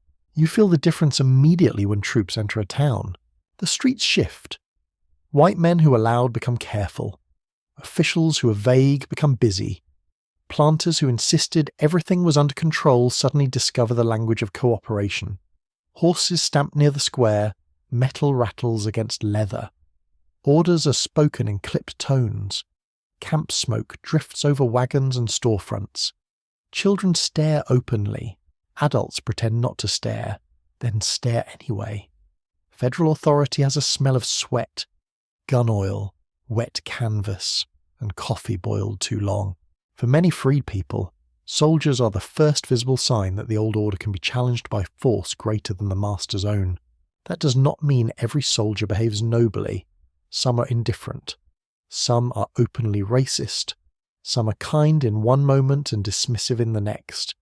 Some understand the stakes with unusual clarity, especially officers who have seen how fiercely white Southerners resist emancipation. Others want only quiet roads and fewer complaints. But even imperfect military presence can create breathing space and breathing space in 1865 is a precious thing. A central fact of this year is that Union troops played a crucial role in making emancipation real on the ground. They spread news, enforced federal policy, restrained some abuses, and provided a measure of security in regions where local white authorities could not be trusted. Alongside them came officials of the Freedmen's Bureau, the federal agency established to help formerly enslaved people and refugees navigate labor, justice, relief, and transition after the war. Between soldier and bureau agent stood much of the fragile machinery of early freedom. Fragile is the key word. A bureau office might be the most hopeful building in a county or the most frustrating. Often it is both before noon. You approach such a place and usually find a crowd. Men in work clothes, women with babies on their hips, elderly people waiting on benches or fence rails, young men hoping for information about military service, wages, or missing relatives. The doorway becomes a small theatre of need. Papers pass from hand to hand, names are called, complaints are told and retold, ink dries on desks while tempers rise in the yard. The room smells of dust, damp hats, lamp oil, old wood, and too many anxious bodies sharing the same stale air. Inside, an agent listens, writes, interrupts, decides, postpones. He may be competent or not. He may be honest or self-important. He may understand black suffering with sympathy, or understand it as a paperwork problem that keeps multiplying. The Bureau was never large enough for the need placed upon it. That is one of the great practical truths of Reconstruction's beginning. Too few agents, too much land, too many disputes, too much resentment from white communities, too many crises happening at once. Relief, schooling, labour contracts, legal complaints, abandoned land questions, rations, violence, apprenticeships, marriages, family reunification. Each matter could fill a day by itself. Instead, they all arrived together. You can imagine the line of grievances waiting at one office on a hot afternoon. A woman says her employer struck her son. A man says wages promised at planting time were never paid. An elderly couple asks for rations because they cannot work the fields. A mother wants help retrieving a child held by a former owner. Several labourers insist the contract they signed was altered. A planter arrives red-faced to complain that his workers are lazy, insolent, and mysteriously unwilling to accept discipline from the same man who used to own them. One tries not to laugh, or perhaps one does laugh, quietly. Protection in this setting means more than armed defence. It means official hearing, it means a written record. It means a former enslaver may have to answer questions in front of someone he does not command. That alone can change outcomes, not always, not enough, but sometimes. For Black Americans, learning to use these institutions becomes an important new skill. Freedom is no longer only a matter of surviving private power. It now involves navigating public authority, however clumsy. People learn when to appeal to soldiers, when to approach the bureau, when to bring witnesses, when to insist on written terms, when to travel to the county seat, and when to avoid provoking men who might retaliate after sundown. Strategy becomes part of daily life. The presence of Black Union soldiers carries a special force in these scenes. When Black troops appear at a camp, courthouse, or contested plantation, the symbolism is impossible to miss. Here are Black men in uniform, legally armed, acting under federal authority in a society that had built itself on denying Black personhood. Their mere presence can steady freed people and infuriate former Confederates. The social meaning of the sight is almost too large for the road to hold. A lesser-known detail of this period is how often ordinary disputes became tests of emancipation. A disagreement over wages, housing, child custody, or church use could suddenly reveal the larger struggle beneath it.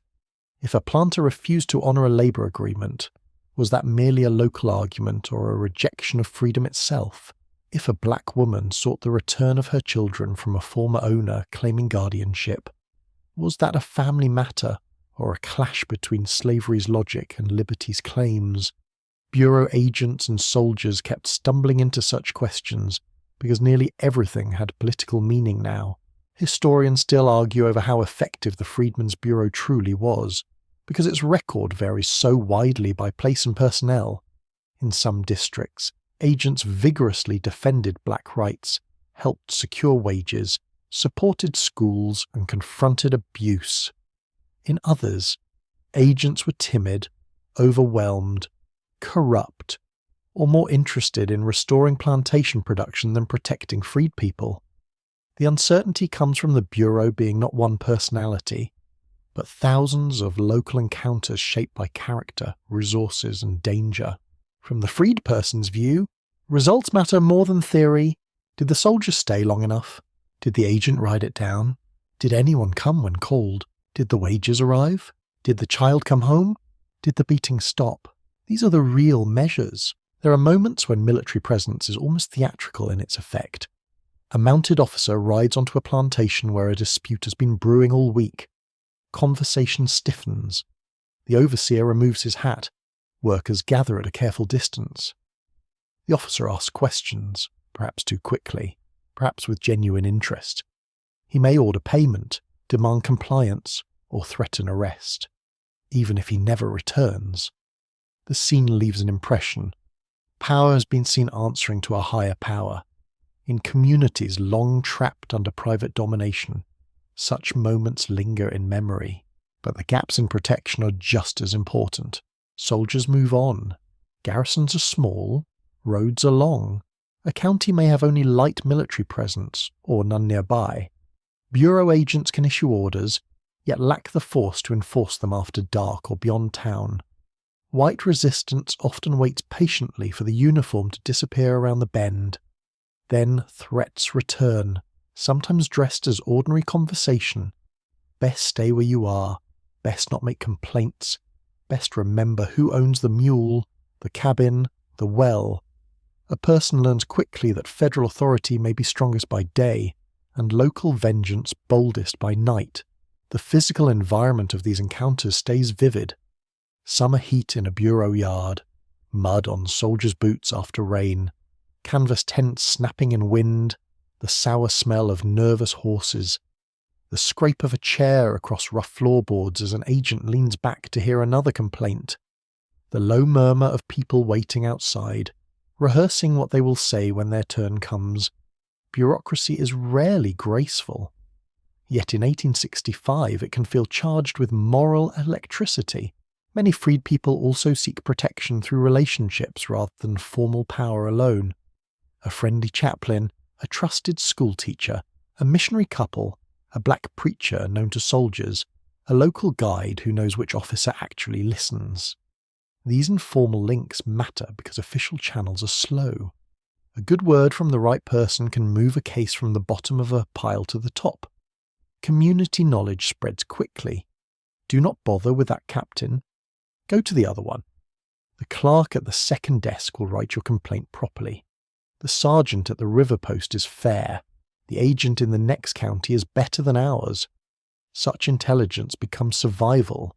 Children notice these new authorities in their own way. Blue uniforms look grand, strange, maybe a little frightening. Drums fascinate them. Horses captivate them. Papers and desks do not. Yet children also feel the practical effects. A soldier's presence may mean their mother returns from town calmer than she left. A bureau order may mean they stay with their parents, instead of being forced into labour for someone else. Protection filters down into the household, even when its mechanisms seem distant and dull. One of the most intimate services tied to federal authority is the recognition of black marriages. Under slavery, marriages had deep communal meaning but little legal protection. In 1865, ministers, military authorities, and bureau officials often helped solemnize and record unions. This was no small administrative matter. It gave legal shape to bonds long treated as disposable by slave law. To stand before an official and have your marriage acknowledged could feel like an extraordinary repair, quiet but profound. There is irony here too. The same federal state that had tolerated slavery for generations now appears with forms, seals, signatures, and solemn concern for lawful family order. Better late than never. Perhaps, though late has a way of leaving marks. Still, many freed people used these new openings with seriousness and grace. They were not waiting for perfect justice to begin living. Protection also intersects with relief. War had devastated the South. Crops failed, supply chains frayed, and thousands of people, black and white, faced hunger. The Bureau distributed rations in some places, especially to the elderly, sick, orphaned, or destitute. Food aid could be life-saving, but it also created tension. White critics accused freed people of idleness. Black recipients often understood perfectly well that a handful of meal or bacon from the government was not luxury but the bare edge of survival. Hunger makes ideological lectures feel especially cheap. You can picture a ration line at midday. Tin containers, sacks, quiet impatience, babies crying in the heat, a clerk measuring portions, the smell of salt meat, dry meal, sun-warmed wood. Some people stand with dignity and little expression. Others show gratitude openly. Others seem embarrassed, though they have done nothing wrong. Need was never the shame. The nation that made such need inevitable had earned that distinction already. Protection, then, is a layered thing. It is a soldier at a crossroads, a bureau record in a ledger, a ration issued, a marriage certified, a contract reviewed, a planter rebuked, a child returned, a rumour stopped, a threat postponed. None of these actions can by themselves secure freedom, but together they form a thin shield, patched and often inadequate, against the immediate pressure of white resistance. At night the camps glow dimly. Fires flicker. Voices carry through canvas and dark air. Somewhere a sentry walks his route. Somewhere in town a family discusses whether to file a complaint tomorrow. The night smells of smoke, damp ground, sweat, and coffee grounds scattered near a tent line. Frogs call from low water. Wheels creak in the distance.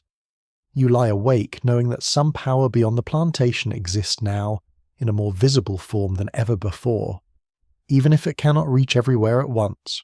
That knowledge matters. Black Americans in 1865 are learning that freedom needs defenders, records, witnesses, and institutions, even imperfect ones. They're testing the army, the bureau, and every available official channel to see whether the promises of emancipation can survive contact with local hatred. Sometimes the answer is yes, sometimes it is painfully no. Most often it is partial, contested, and dependent on who is present when trouble begins. But partial protection is still different from none, and in that narrow but vital space many free people carve out the first guarded ground on which a new life can stand. Freedom needs a place to gather, or it remains too thin to hold. In 1865, one of the first great tasks of black life is not only to work, move, or seek protection, but to assemble, to stand together in spaces that belong, even briefly, to black voices, black prayers, black decisions, black laughter, and black grief. A church can do that. So can a brush arbour. So can a clearing near cabins, a riverbank after labour, a room borrowed from a sympathetic family, or a yard where benches are dragged into rows under open sky. The location matters, of course, but the deeper miracle is the gathering itself. You feel the change as soon as people begin arriving. Footsteps on hard earth, dresses brushing grass, men clearing their throats, children whispering until someone hushes them with only partial success. The smell of pine, lamp smoke, warm bodies, and night air settling over the ground. Somewhere nearby. A mule stamps. Somewhere farther off, frogs begin their evening business. A lantern swings softly from a nail or branch. Voices rise and fall as neighbours greet one another, not merely as labourers from the same place, but as people making a community in public. That distinction matters more than it first appears. Under slavery, Black worship had existed with powerful vitality, but usually under constraints. Meetings might be supervised, interrupted, limited, or forced into white-controlled settings. Independent black religious life survived anyway through secret prayer meetings, nighttime gatherings, coded songs, and the leadership of men and women whose authority came from spiritual trust rather than official approval. In 1865, with slavery collapsing, that spiritual underground begins moving into fuller view. Faith becomes a shelter, a school, a council chamber, and sometimes the nearest thing to a free government many people know.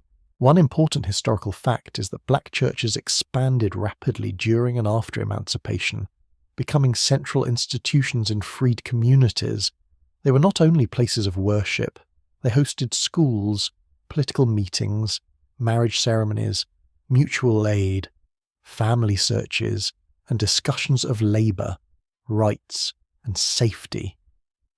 The church was often the first enduring institution that black people could shape with meaningful autonomy. That is why the atmosphere feels so charged. A sermon is never only a sermon now. Prayer is never only prayer. A hymn may also be a statement of survival. A church collection may support a teacher or a widow. A Sunday gathering may become an afternoon conversation about wages, a dispute, a missing child, or the opening of a new school. Someone may come seeking a spouse. Someone else may bring word from another county. A young man may ask if legal marriage papers can be arranged. An elder may ask who among the congregation can read an official notice. Sacred life and practical life weave together without any need for apology. You sit on a rough bench or stand near the edge of the crowd. Sweat cools slowly on the skin. A breeze stirs the leaves overhead. The preacher rises, perhaps in a plain coat, perhaps in clothing brushed carefully for the occasion. His voice may begin softly or with fire. Some preachers thunder, others speak with a hush that draws the room toward them. Around him, people listen with an intensity shaped by years of hearing too much from those who never deserved the authority they claimed. Now the voice at the front may be one of their own. That alone changes the emotional weight of the room. Black ministers and lay leaders become especially important because they can interpret the world as well as scripture.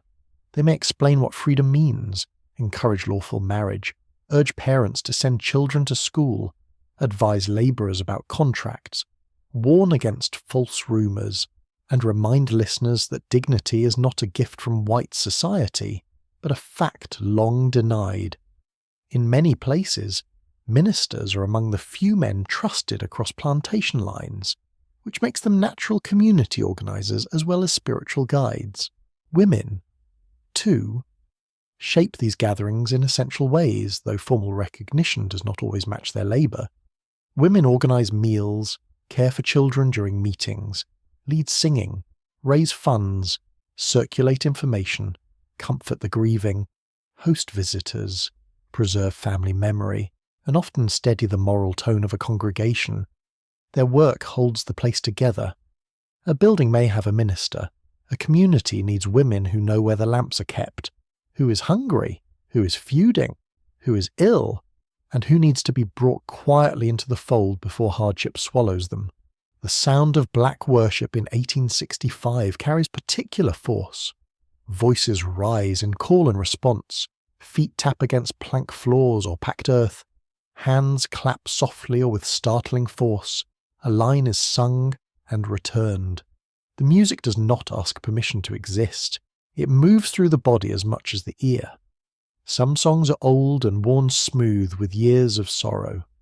Some feel newly sharpened by the word freedom entering daily language. You can hear relief in the singing, but not only relief. You hear exhaustion, stubbornness, humour, longing, gratitude, and the kind of confidence that arrives only after surviving what should have destroyed you. A lesser-known detail of the era is how physically makeshift many of these early gathering spaces could be. Brush arbours made of branches and rough posts, rooms with gaps between boards, shared buildings used for worship one day and teaching the next, benches built from plain planks, windows without glass, roofs that leaked in rain. Yet people often remembered these spaces with deep affection, because ownership of purpose mattered more than finish. A humble structure shaped by black hands could hold more freedom than a grand building controlled by those who despised them. Historians continue to debate the precise balance between continuity and change in black religious life after emancipation. Some emphasize how much church practice carried over from slavery-era traditions. Others stress the dramatic expansion of independent institutions and leadership once white oversight weakened. Both views contain truth. The faith itself was not new. The room to practice and organize around it in freer ways was. That room changes social life quickly. People begin dressing for church with new intention. A clean collar, a brushed skirt, polished shoes if shoes are available, a ribbon saved for Sunday, a hat tilted just so. None of this is trivial. Presentation becomes a declaration of self-respect. Under slavery, appearance had often been dictated by scarcity and control. In freedom, even modest elegance can feel like an act of authorship. You choose what you can, and choice leaves a visible mark. Children absorb the transformation too. They watch adults gather with seriousness and pleasure. They learn names, songs, faces, and expectations. They see men listen to black ministers. They see women lead prayers and organize events. They witness marriages recognized and babies blessed. They also learn the social map of their people. Who is related to whom? Who can sing? Who reads well? Who tells long stories? Who has come from another county? Community becomes something a child can observe, not just inherit in fragments. And with gathering comes gossip. Naturally, no human society has ever met regularly without producing a respectable quantity of whispered commentary. Who wore a fine coat? Who has been speaking with that widow after evening prayer? Which employer is cheating labourers? Which family may be moving to town? Whether the new teacher is strict? Whether the preacher's sermon was directed at a particular sinner, sitting 3 benches back and pretending not to notice? Gentle amusement has its rightful place in community building. People need more than solemnity to feel alive together. Church gatherings also provide a rare measure of collective safety. A lone person on a road may be vulnerable. A large congregation has witnesses, numbers, and social weight. This matters in a climate where white hostility remains close at hand. Public assembly itself becomes a statement we are here, together, in organized form. That visibility can draw resentment, but it also creates strength. A complaint carried by one person may be ignored. The same complaint known to a congregation is harder to smother. Many important life events now seek church recognition. Marriage stands near the top of that list. Couples who had lived as husband and wife under slavery, often at great risk and without legal protection, want their unions blessed and recorded. To stand before a congregation and hear vows spoken under free conditions can be deeply moving. It says the bond was always real, even if the law refused to honour it. The room may be hot, the clothes plain, the benches rough, but dignity fills the air like perfume. Funerals take on a different texture as well. Grief had never been absent from enslaved life. Quite the opposite. But mourning in freer community space allows memory to breathe differently. A congregation can gather, sing, speak the dead person's name without permission, and mark a life as belonging to a people rather than an estate. In a society that had reduced Black Death to lost property value, public mourning becomes another act of reclamation. Some gatherings spill beyond worship into political education. Men discuss voting rumours or military policy. Women compare labour conditions and schooling plans. Someone reads a notice aloud. Someone reports on a bureau office. Someone asks whether land might be available somewhere else. Someone else warns against a local man spreading lies. The churchyard after service can sound like half town meeting, half family reunion, with children darting around the edges and older people settling disputes simply by raising an eyebrow at the right moment. Food often anchors these occasions.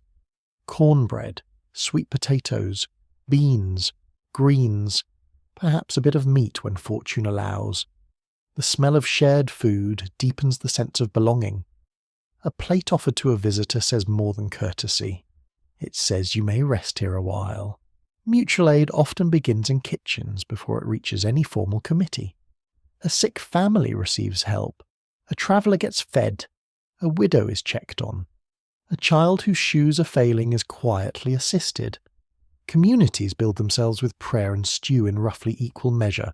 There is scholarly uncertainty about how quickly independent black denominations separated from white-controlled churches in every locality, because the process varied widely.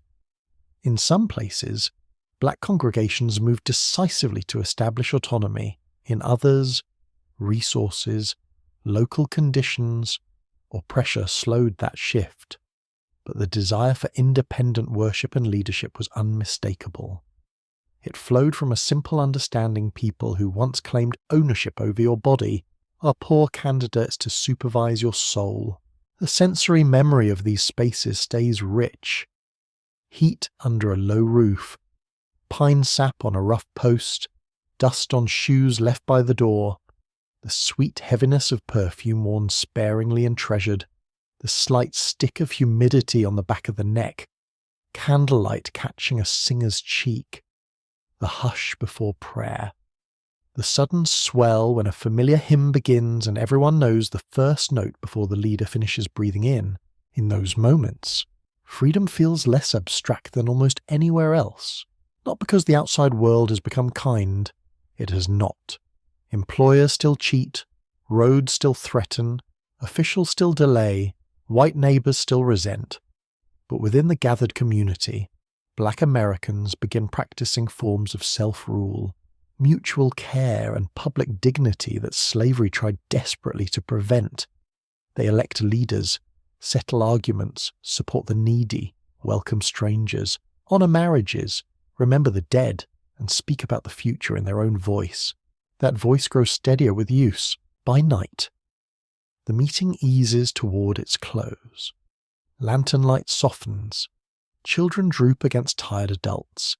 The last hymn fades into warm, dark air. People linger, because leaving a place of belonging is never done quickly.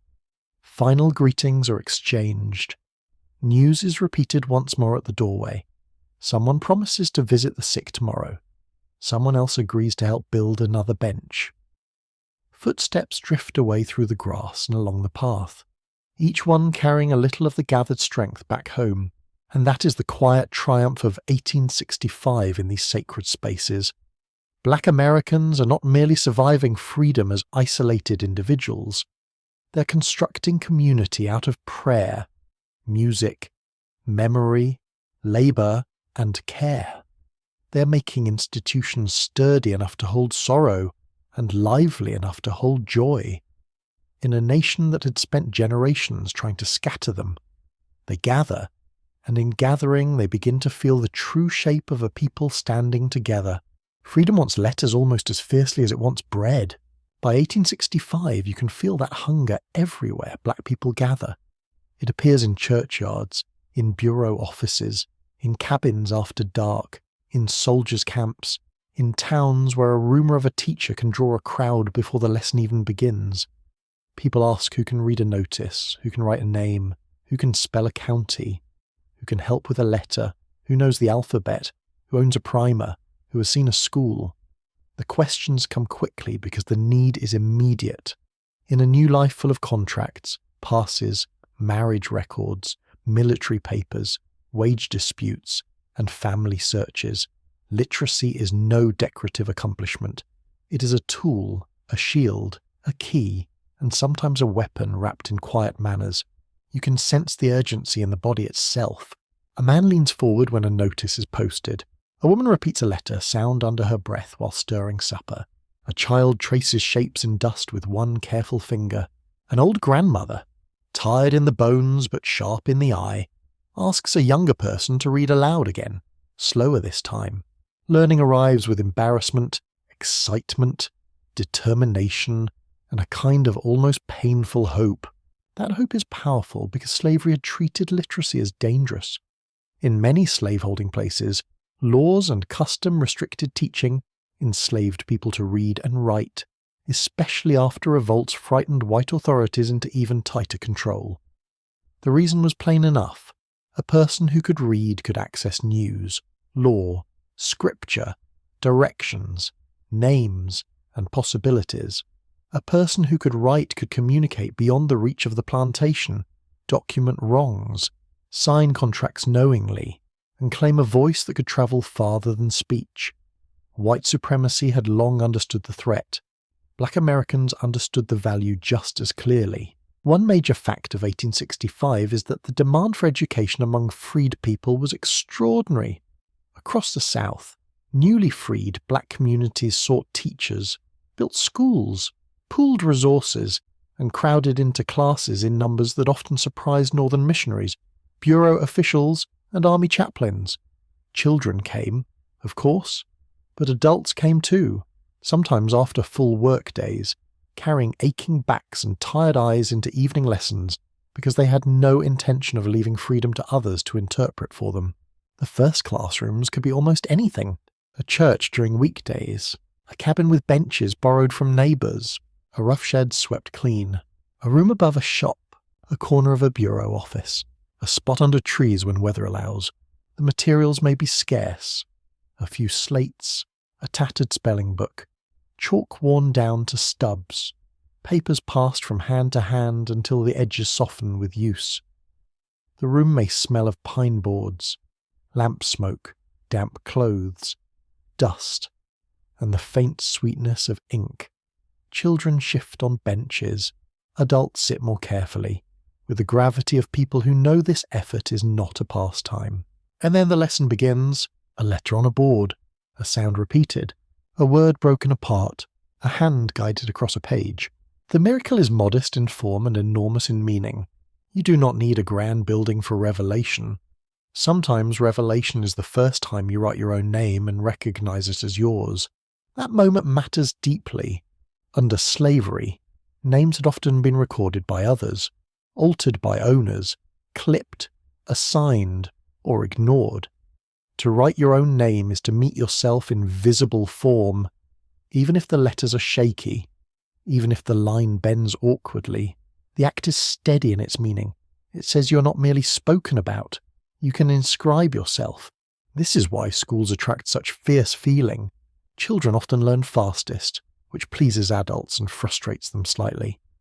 A little boy who spent the morning chasing a chicken somehow remembers letters by sunset. A girl in a faded dress reads a simple word aloud and the whole room brightens. Adults laugh softly, proud and a little jealous of young minds that move so quickly. But adults persist. A field hand who never held a primer may practice in whispers after midnight. A mother may memorize lessons while rocking a child to sleep. A veteran may learn to sign documents rather than make a mark. Every lesson has purpose attached to it. A lesser-known detail of the era is that many teachers were not formally trained at all. Some were Northern missionaries, yes, but many were black teachers from within the community, soldiers who knew letters, ministers, mixed ability assistants, older students, or anyone slightly ahead of the next learner. Knowledge travelled step by step. One person learned enough to help another. That chain mattered because the need far exceeded the supply of polished instructors. Freedom was not going to wait for perfect staffing. The social atmosphere around education can feel almost festive at times, though the work itself is serious. People gather early. Children compare scraps of paper. Someone jokes that old men now fear the alphabet more than the plough. Another replies that the plough never lied about wages. So perhaps letters deserve careful suspicion. Gentle humour makes the room easier to enter, especially for adults who feel shy. Learning late in life can expose pride, and pride bruises easily. A community that laughs kindly can make courage possible. There are also tensions. Who gets to attend when labour still demands long hours? Should older children work or study? Can girls receive the same instruction as boys? Will white employers tolerate evening classes, or claim that schooling makes workers restless? That last fear is particularly revealing. Of course, schooling makes people restless, It teaches them to read contracts, question figures, compare wages, understand laws, and follow public debates. It also lets them read scripture for themselves, which removes a long-cherished white advantage in explaining God's intentions for everybody else. Few monopolies are as useful as claiming heaven has endorsed your management style. Many former enslavers openly resent black education. They mock it, obstruct it, or attack it. Some say schooling ruins labour discipline. Some insist black people are unfit for learning. Others claim education should be limited to useful skills, by which they usually mean just enough literacy to improve work and not enough to nourish independence. Yet the very intensity of white opposition often confirms the value of the effort. When your enemies fear a spelling book, the spelling book is doing something right. Historians still debate how much literacy spread in the first phase after emancipation versus the later Reconstruction years, because records are incomplete and learning did not move neatly. Many people acquired partial skills before full reading ability. Some learned to sign names and read notices long before they could write sentences comfortably. Others could decode scripture slowly but not legal forms. The uncertainty reminds you that education is not a switch. It is a gradual expansion of power, and power is felt in surprisingly ordinary moments. A woman reads a labour contract before anyone else explains it. A father spells out the county name in a newspaper notice. A young person copies an address for a family search letter. A congregation listens as a literate member reads a public order aloud. A soldier's widow realises she can keep her own papers in order. These are not scenes for marble statue, perhaps, but they are revolutions all the same. The schoolroom itself can be a place of intense sensation. The scrape of chalk, the soft groan of benches shifting, the smell of hot bodies in a crowded room after work, a baby's sleepy fuss from the back, rain tapping on a rough roof. In summer, flies wander where they are not wanted. In winter, hands stiffen around slates. Yet the discomfort rarely empties the room. People are too intent. Tired eyes remain fixed. Lips move soundlessly over words. A teacher repeats a line. Students answer together, not always in tune, but with determination that makes music unnecessary. Children carry lessons home in ways adults do not always expect. They draw letters in ashes. They recite the alphabet while fetching water. They correct younger siblings. They ask blunt questions. Can you read this? Why not? When adults are humble enough to let children teach them, the household changes. Knowledge no longer belongs only to age or status. It circulates. That can be awkward. It can also be beautiful. For many adults, the Bible remains the first great text they want to access directly, not because Scripture is the only thing that matters, but because it has been so important for so long. To hear a passage read by others is one thing. To follow it with your own eyes is another. The difference can be deeply emotional. A verse long loved becomes newly intimate. A story of deliverance feels closer when you can touch the page. Religious reading and practical literacy often grow together in these years, braided rather than separate. At the same time, letters are just as urgent as sacred texts. Family searches rely on them. Wages may depend on them. Marriage registration may require them. Bureau complaints certainly involve them. A person who can write to a newspaper, a church, or a military office possesses a wider reach than a person limited to oral message alone. The page can travel through territory where the body cannot safely go. A quirky feature of this educational hunger is how often people practiced on whatever words were nearest at hand. Names on boxes, labels on tins, Bible verses, newspaper headings, store signs, official notices pinned on walls. The world itself became a rough textbook. You can imagine someone pausing near a building, sounding out painted letters with fierce concentration while pretending merely to rest in the shade. Teachers quickly become cherished figures, though not always easy ones. A strict teacher who pushes hard may be loved and complained about in equal measure. Community is often sacrificed to keep a good teacher in place, contributing food, firewood, labour, money when possible, or space to board them. This support is practical but also symbolic. Keeping a teacher means keeping open a path into fuller freedom. A school may have weak walls, but it rests on strong desire. There is scholarly uncertainty about how much class and colour shaped educational access inside black communities in these early years, because evidence varies and local patterns could differ sharply. Some people with prior exposure to literacy gained an early advantage. Some urban communities organised schools more quickly than isolated rural ones. Some lighter-skinned or formerly free black people had access to networks others lacked. Yet the broad pattern remains unmistakable. The drive to learn spread across age, occupation, and circumstance with remarkable force. Evenings can be the most move-in. After labour, bodies are tired, shirts are damp, hands are sore, supper may be thin, a lamp burns low, smelling of oil and smoke. Still the lesson begins.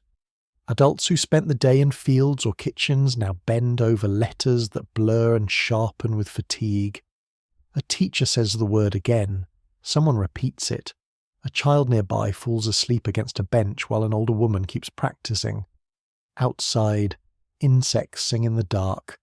Inside, the alphabet inches forward like a patient lantern. No one mistakes this for ease. Learning can be humiliating when others watch you stumble. It can be maddening when letters refuse to stay in order. It can be slow, very slow. But slowness does not defeat desire. In fact, the effort itself becomes a source of dignity. To learn in adulthood under such conditions requires courage of a very specific kind. You must tolerate mistakes in public. You must keep going after long work days. You must believe that your mind belongs to you even after a lifetime spent in a system designed to deny exactly that. There is quiet heroism in such persistence, though the people living it likely call it something simpler, just trying to learn. And across the South in 1865, black Americans are doing far more than trying. They are building an educational culture from almost nothing but need, memory, community effort, and fierce intention. They are filling rough rooms with the sounds of letters, numbers, scripture, names, and plans. They are teaching children and letting children teach back. They are turning literacy into a communal project, not a private luxury. They are reading freedom into shape, word by word, line by line, hand by hand, because once you can read what the world says about you, and once you can write what you say about yourself, silence becomes much harder for anyone else to enforce. Freedom does not enter a welcoming room. It steps into resistance, already waiting with folded arms, hard eyes, and 1,000 ways to say no without always using the word. By 1865, slavery as a legal structure is breaking apart, but the habits, fears, and ambitions built around it remain stubbornly alive. For black Americans, this means the first years of freedom are shaped not only by hope and invention, but by opposition that can be petty, organised, violent, sneering, or coldly bureaucratic. Sometimes all before dinner. You feel it in the change of tone first. A white man who once barked commands now speaks of order. A planter who lost legal ownership now complains about discipline. A town official who ignored black life entirely suddenly becomes deeply interested in regulating it. A neighbour who rarely noticed a black family before now watches their movements with offended fascination. Resistance often arrives disguised as common sense. That disguise fools no one. The air around such encounters can seem almost metallic. Tension sits in a store doorway, at a courthouse step beside a field fence. In the pause before someone answers a simple question, boots grind dust into the road, horses snort, a hand rests too casually near a weapon. Laughter from one group goes quiet when another approaches. You smell tobacco, sweat, old wood warmed by the sun, and something sharper beneath it all. Resentment has a scent of its own, though it is difficult to bottle. One major fact of 1865 is that emancipation immediately provoked fierce white resistance across much of the South. Former Confederates, local officials, employers, and ordinary white citizens tried in many ways to limit black freedom, restore labour control, and preserve racial hierarchy. This resistance ranged from deception and intimidation to legal restrictions and outright violence. The war had ended for armies. It had not ended in people's minds. For many white Southerners, black independence felt intolerable, not simply because of labour loss, because it threatened the whole social order they had known. If a black man could negotiate wages, if a black woman could refuse unwanted labour, if parents could decide for their own children, if black congregations could gather publicly, if schools could teach reading, then whiteness itself no longer guaranteed unquestioned command. That prospect infuriated people who had mistaken dominance for normal life, so resistance took many forms. Some of it was personal and immediate. A former enslaver refuses to pay wages. An overseer uses threats to keep field routines unchanged. A shopkeeper overcharges black customers or refuses service. A white neighbour spreads rumours that a black family is troublesome or insolent. A sheriff looks away when violence occurs, then becomes extremely alert when a black person defends himself. Daily life becomes crowded with small acts of obstruction, designed to wear freedom down until it feels too expensive to maintain. Some resistance wore the clothes of law. Local authorities began crafting rules meant to bind black labour and movement into narrow channels. Vagrancy laws, apprenticeship schemes, labour regulations, curfews, permit requirements, and other measures could be used to force black people back into dependency. The language often sounded neutral or responsible. Public order, protection, contract enforcement, care for minors. Such phrases had a polished surface. Underneath, many were attempts to salvage slavery's control by other means. Gentle sarcasm has a field day here. A society that spent centuries profiting from forced labour suddenly discovers an urgent concern for proper work habits and social stability. Remarkable timing. Black Americans quickly recognized the danger. They understood that freedom could be emptied of meaning if white authorities controlled movement, labour, and family life through local law. A person might be legally free and yet trapped by fines, arrests, false charges, manipulated contracts, and threats of violence. This is why legal knowledge, community gathering, and federal protection mattered so much. Without some external check, local white power could reshape emancipation into a cruel parody of itself. Historians still debate exactly how coordinated early white resistance was in every region, because some actions were informal and local, while others reflected broader patterns. In one county, violence might flare through personal networks and old grudges. In another, officials and employers might act with clearer shared purpose. The uncertainty matters because resistance was both structured and improvised. It did not always need a formal meeting. Shared assumptions could do a great deal of work. Violence, of course, stood behind much of this. Not always spectacular violence, often intimate violence. A beating on a road after dark. Shots fired near a cabin as a warning. A threat delivered at a gate. A church meeting disrupted. A teacher insulted or driven off. A family told to leave by morning. The purpose was clear. Remind freed people that legal change had not erased white capacity for terror. That atmosphere alters how ordinary actions feel.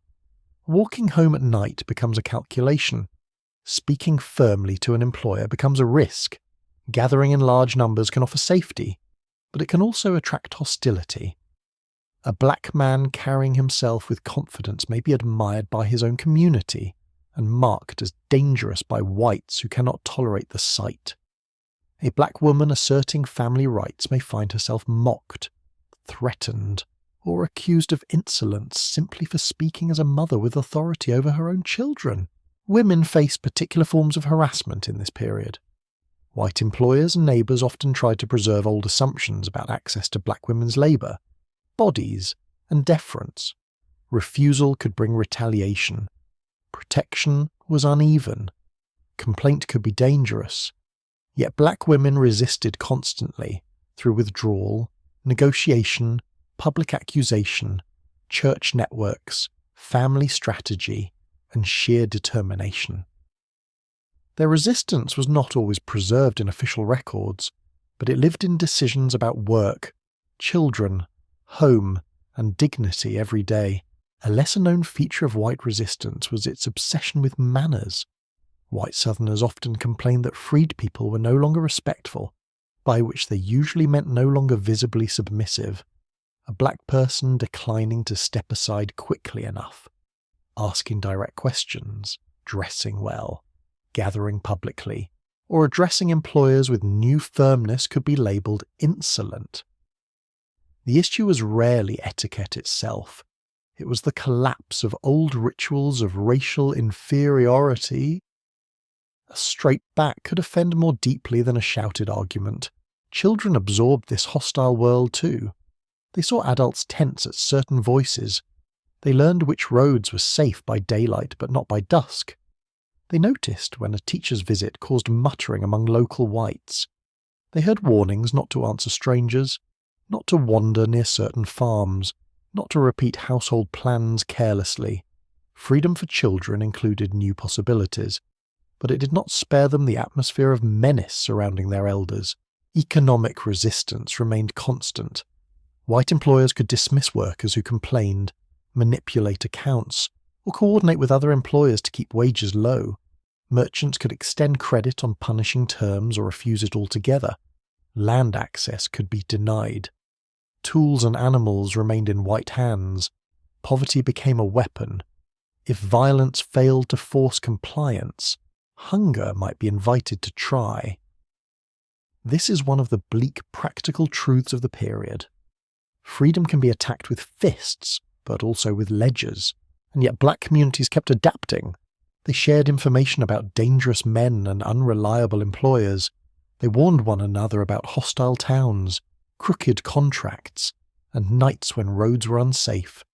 Churches became centres not only of prayer but of caution. Families adjusted routines. Groups travelled together. Witnesses were gathered where possible. Complaints were taken to soldiers or bureau agents when those channels seemed usable. Collective survival required intelligence as much as courage. Sometimes resistance revealed itself in absurd ways. A white man furious that black workers left one plantation might declare the whole region ruined, as if civilization itself depended on his personal convenience. Another might complain that black people now wore fine clothing on Sundays, which apparently threatened the Republic in some mysterious fashion. The fragility of white supremacy could be almost comical if it were not backed by such real danger. Imagine feeling politically endangered by a clean collar. One especially painful battleground involved children.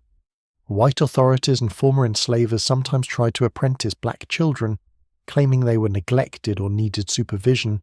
In practice, such arrangements could function as coerced labour, ripping children from parents under a new legal label. Freed parents fought bitterly against these efforts. A mother or father who had endured slavery's family separations could not view such schemes as mere policy. They saw exactly what was being attempted. The sensory world of resistance stays vivid.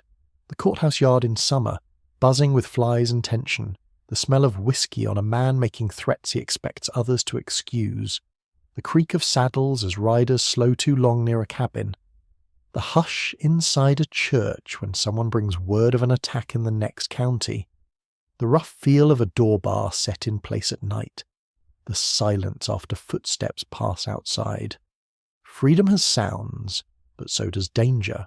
Scholars continue to argue over whether white resistance in the immediate post-war months was driven more by labour concerns, political fears, racial ideology, or simple habit of domination. The truth is likely some bitter mixture of all four. Human beings rarely sort their uglier motives into tidy boxes. A man may defend profits, status, and prejudice all at once while calling it law and order. His own explanations tell only part of the story. What matters most on the ground is that black Americans understand they are living in contested freedom. They are not naive about it. Hope does not blind them. Many had always known that white surrender to black equality would not come easily, or perhaps would not come at all. The surprise is not the resistance. The surprise, if there is one, lies in how quickly it takes new shapes. When ownership becomes illegal, domination auditions for replacement roles, but resistance does not have the stage to itself. Black Americans answer in ways large and small. They keep children close. They marry legally. They build churches. They demand wages. They seek schooling. They travel in groups. They file complaints. They change employers. They leave abusive places when possible. They pray, joke, plan, and endure. Some acts are public. Others are so quiet that history barely hears them. A woman refusing to send her daughter into a hostile household. A man choosing to walk away from an employer's insult despite the loss of pay. A congregation deciding to stand by a threatened teacher. These are not minor matters. They are freedom defended at the scale of everyday life. Night often deepens the pressure. Fires burn low. Families settle into cabins or borrowed rooms. The smell of pine smoke and sweat lingers in still air. Insects drone outside. Somewhere a dog barks. Then another answers. Inside. Voices stay low. Plans are made for morning. Should someone go to the bureau office? Should the men escort a family to another place? Should the teacher leave for a few days? Should a complaint be put in writing? Fear is present. Yes, but so is practicality. Communities cannot afford the luxury of panic for long. They must think. There are moments when courage looks unspectacular. A person gets up and goes to work despite a threat. A parent sends a child to school anyway. A preacher opens the church doors on Sunday after a week of intimidation. A labourer asks again for wages due. Such acts may not sound dramatic from a distance, but they are threaded with risk. Repetition gives them power. A single stand can be broken. 100 ordinary stands begin to alter the terms of life. This is the great hard truth of 1865 and the years gathering behind it. Emancipation destroys slavery without destroying the desire to rule. White resistance rises fast, adapting itself to new laws and old resentments. It uses rumour, custom, paperwork, money, threat, and violence. It tries to make freedom narrow, frightened, and conditional. But black Americans do not meet that resistance empty-handed. They meet it with family, memory, church, strategy, movement, labour knowledge, literacy, and the simple refusal to become what white society still wishes them to be. The struggle is exhausting. It is unfair. It is dangerous. It is also proof that freedom has become real enough to provoke backlash, substantial enough to frighten those who relied on its absence. And when a thing frightens oppression this much, you know it has already begun to live. A new life rarely arrives looking new. In 1865, freedom often settles first into ordinary things: a meal cooked for your own household, a Sunday shirt brushed carefully, a child sleeping under the care of parents no longer legally separable by sale, a husband and wife speaking of plans instead of permissions, a woman deciding where her labour will go, a man walking to town with his own purpose in mind. These are not small matters dressed up as large ones.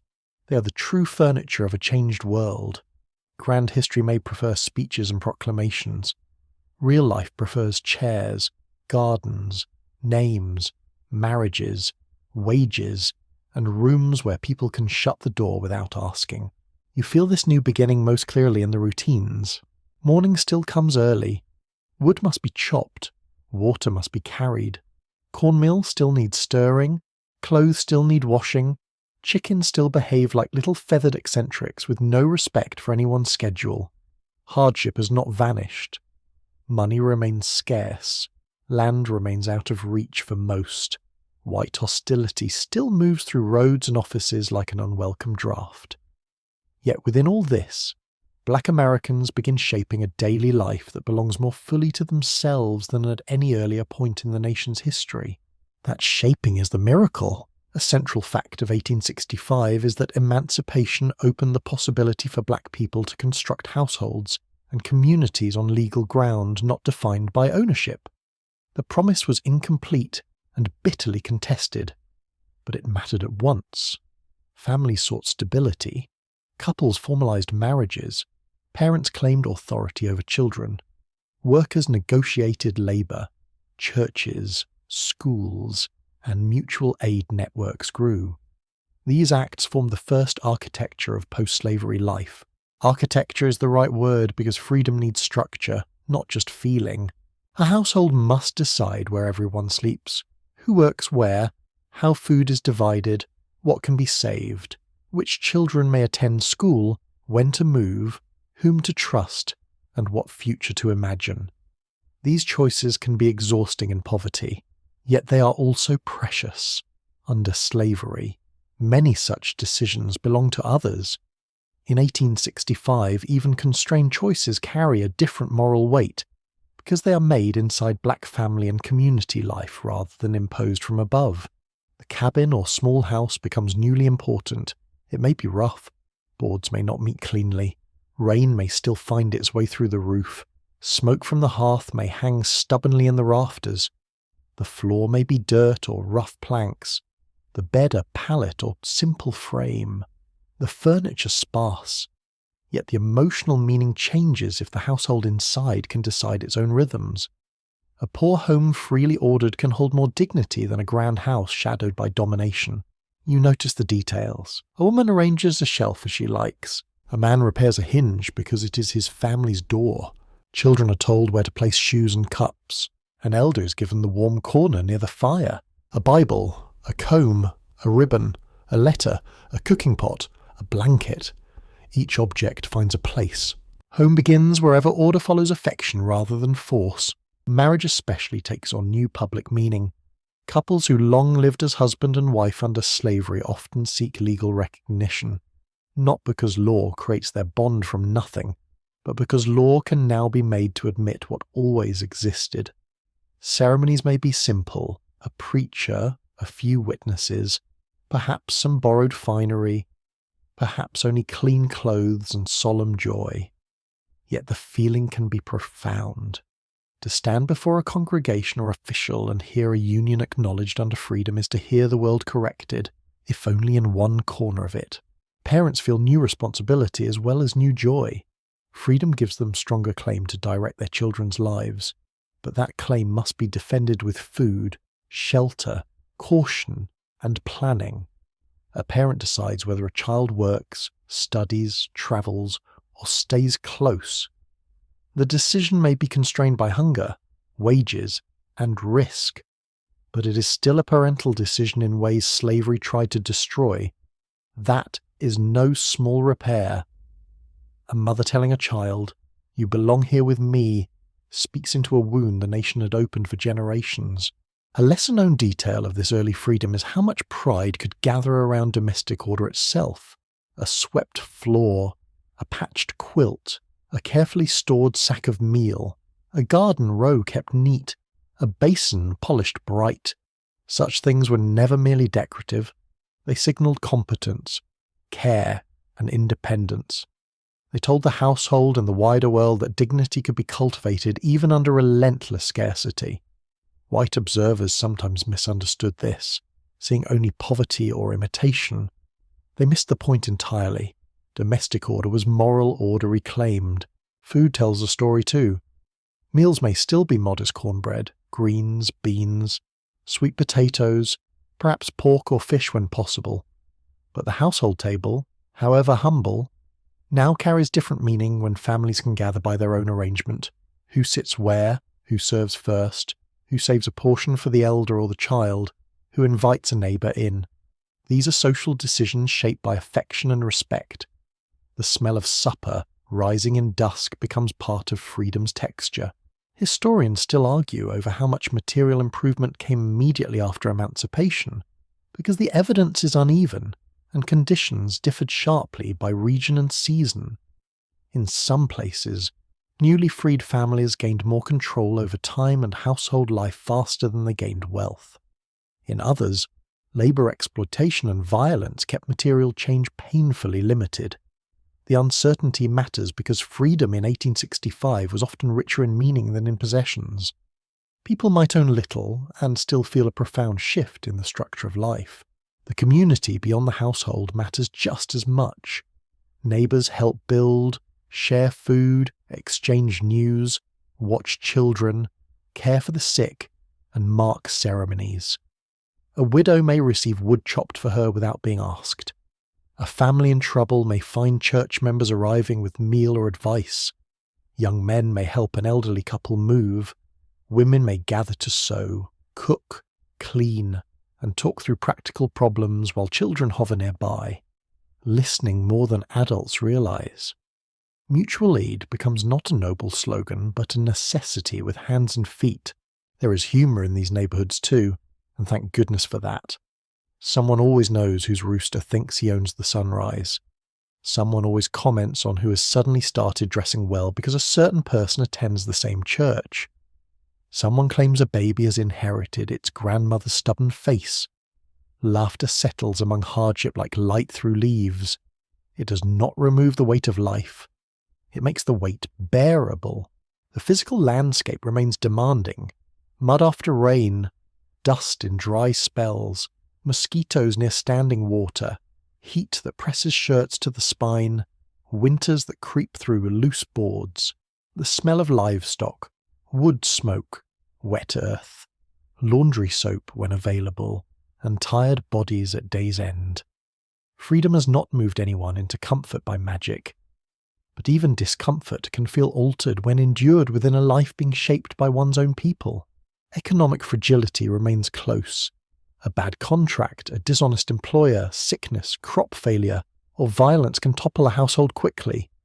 Savings are thin or non-existent. Credit is dangerous. Land ownership, the great dream of many freed people, remains out of reach for most in 1865. The hope of receiving land from the government rises in some places and fades in others. That disappointment cuts deep because land would mean more than profit. It would mean rooted autonomy, a place where labour answered to family need first. Yet even without land, people begin imagining futures in a more deliberate way. A family may plan to move after harvest. A father may hope to apprentice his son to a trade. A mother may want her daughter to learn letters and avoid field labour if possible. A young couple may save for a mule, a wagon, a rented plot, a better roof. The future narrows and widens at the same time. Resources are few. Possibility is larger. This is one of emancipation's strangest gifts. It gives you responsibility along with hope. A man can no longer blame every outcome on the master's command, though much still depends on white power outside his control. A woman can make choices for her household, though each choice may be hemmed in by money, danger, and labour. Freedom demands judgment. It asks ordinary people to become planners, negotiators, protectors, readers of character, teachers of children, guardians of memory, and builders of institutions all at once. No wonder the years feel heavy. The work of becoming legally free is followed immediately by the work of living free. Children often reveal the new beginning most clearly. They play games that echo adult life, but with altered imagination. They mimic teachers, preachers, soldiers, brides, labour negotiations, and school recitations. They race along paths once watched too closely. They quarrel, laugh, sing, and ask direct questions about a world adults are still trying to understand. A child born into the edge of freedom may grow up assuming some rights that parents had to invent day by day. That thought alone can keep a weary household moving. A quirky truth of these early years is how important simple Sunday leisure can feel. Cleaned up, if not elegant. Gathered, if not rich. People talking outside church, children drifting underfoot, elders seated in shade, food shared, songs remembered, plans made. To spend even part of a day not under the immediate crack of command can feel almost luxurious. Leisure is rarely treated as historical evidence, but it should be. The right to rest among your own people is a serious kind of freedom. Scholars continued to debate whether the earliest post-war black family life represented a return to older African American patterns, long disrupted by slavery, or a more radical creation of new forms under changed conditions. The answer is likely both. Memory survived, but so did rupture. People were restoring what they could and inventing what they needed. Family, faith, labour, and community all carried threads from the past woven into something altered by war and emancipation. Even appearance holds meaning. Men choosing hats, coats, or boots with care. Women arranging hair, shawls, aprons, and dresses to suit their own standards of respectability and beauty.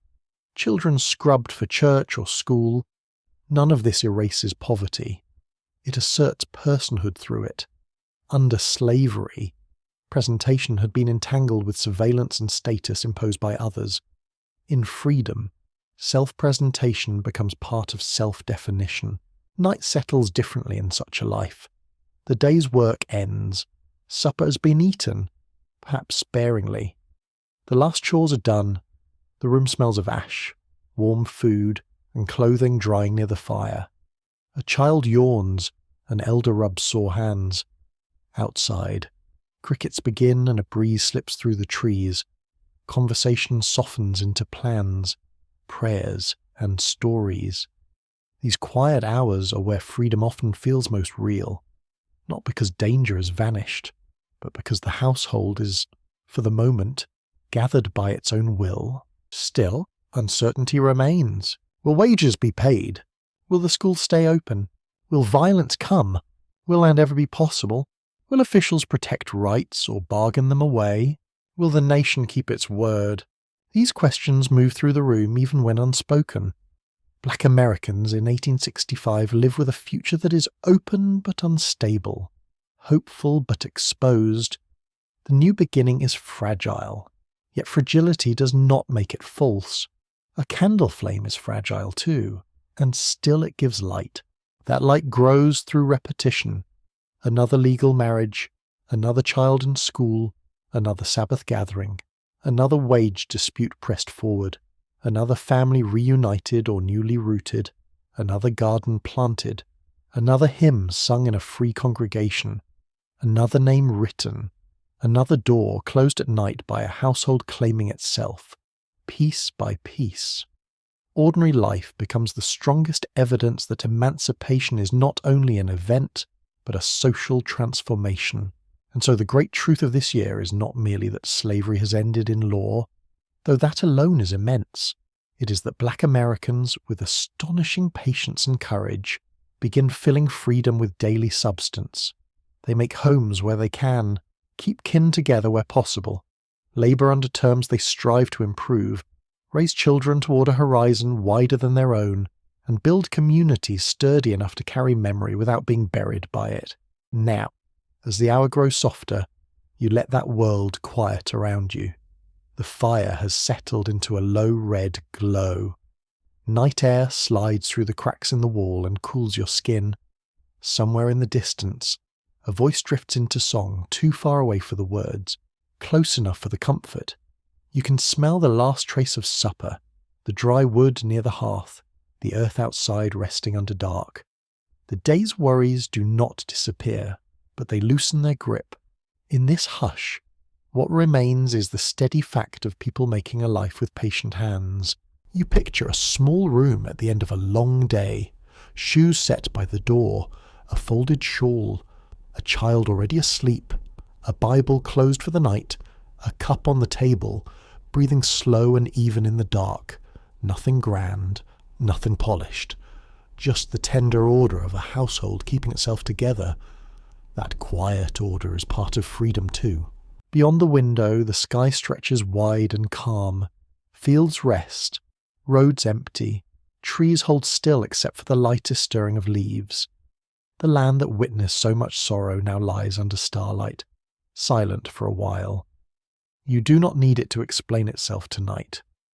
It is enough to feel the world pause, and to sense, within that pause, the fragile dignity of lives no longer meant to be owned.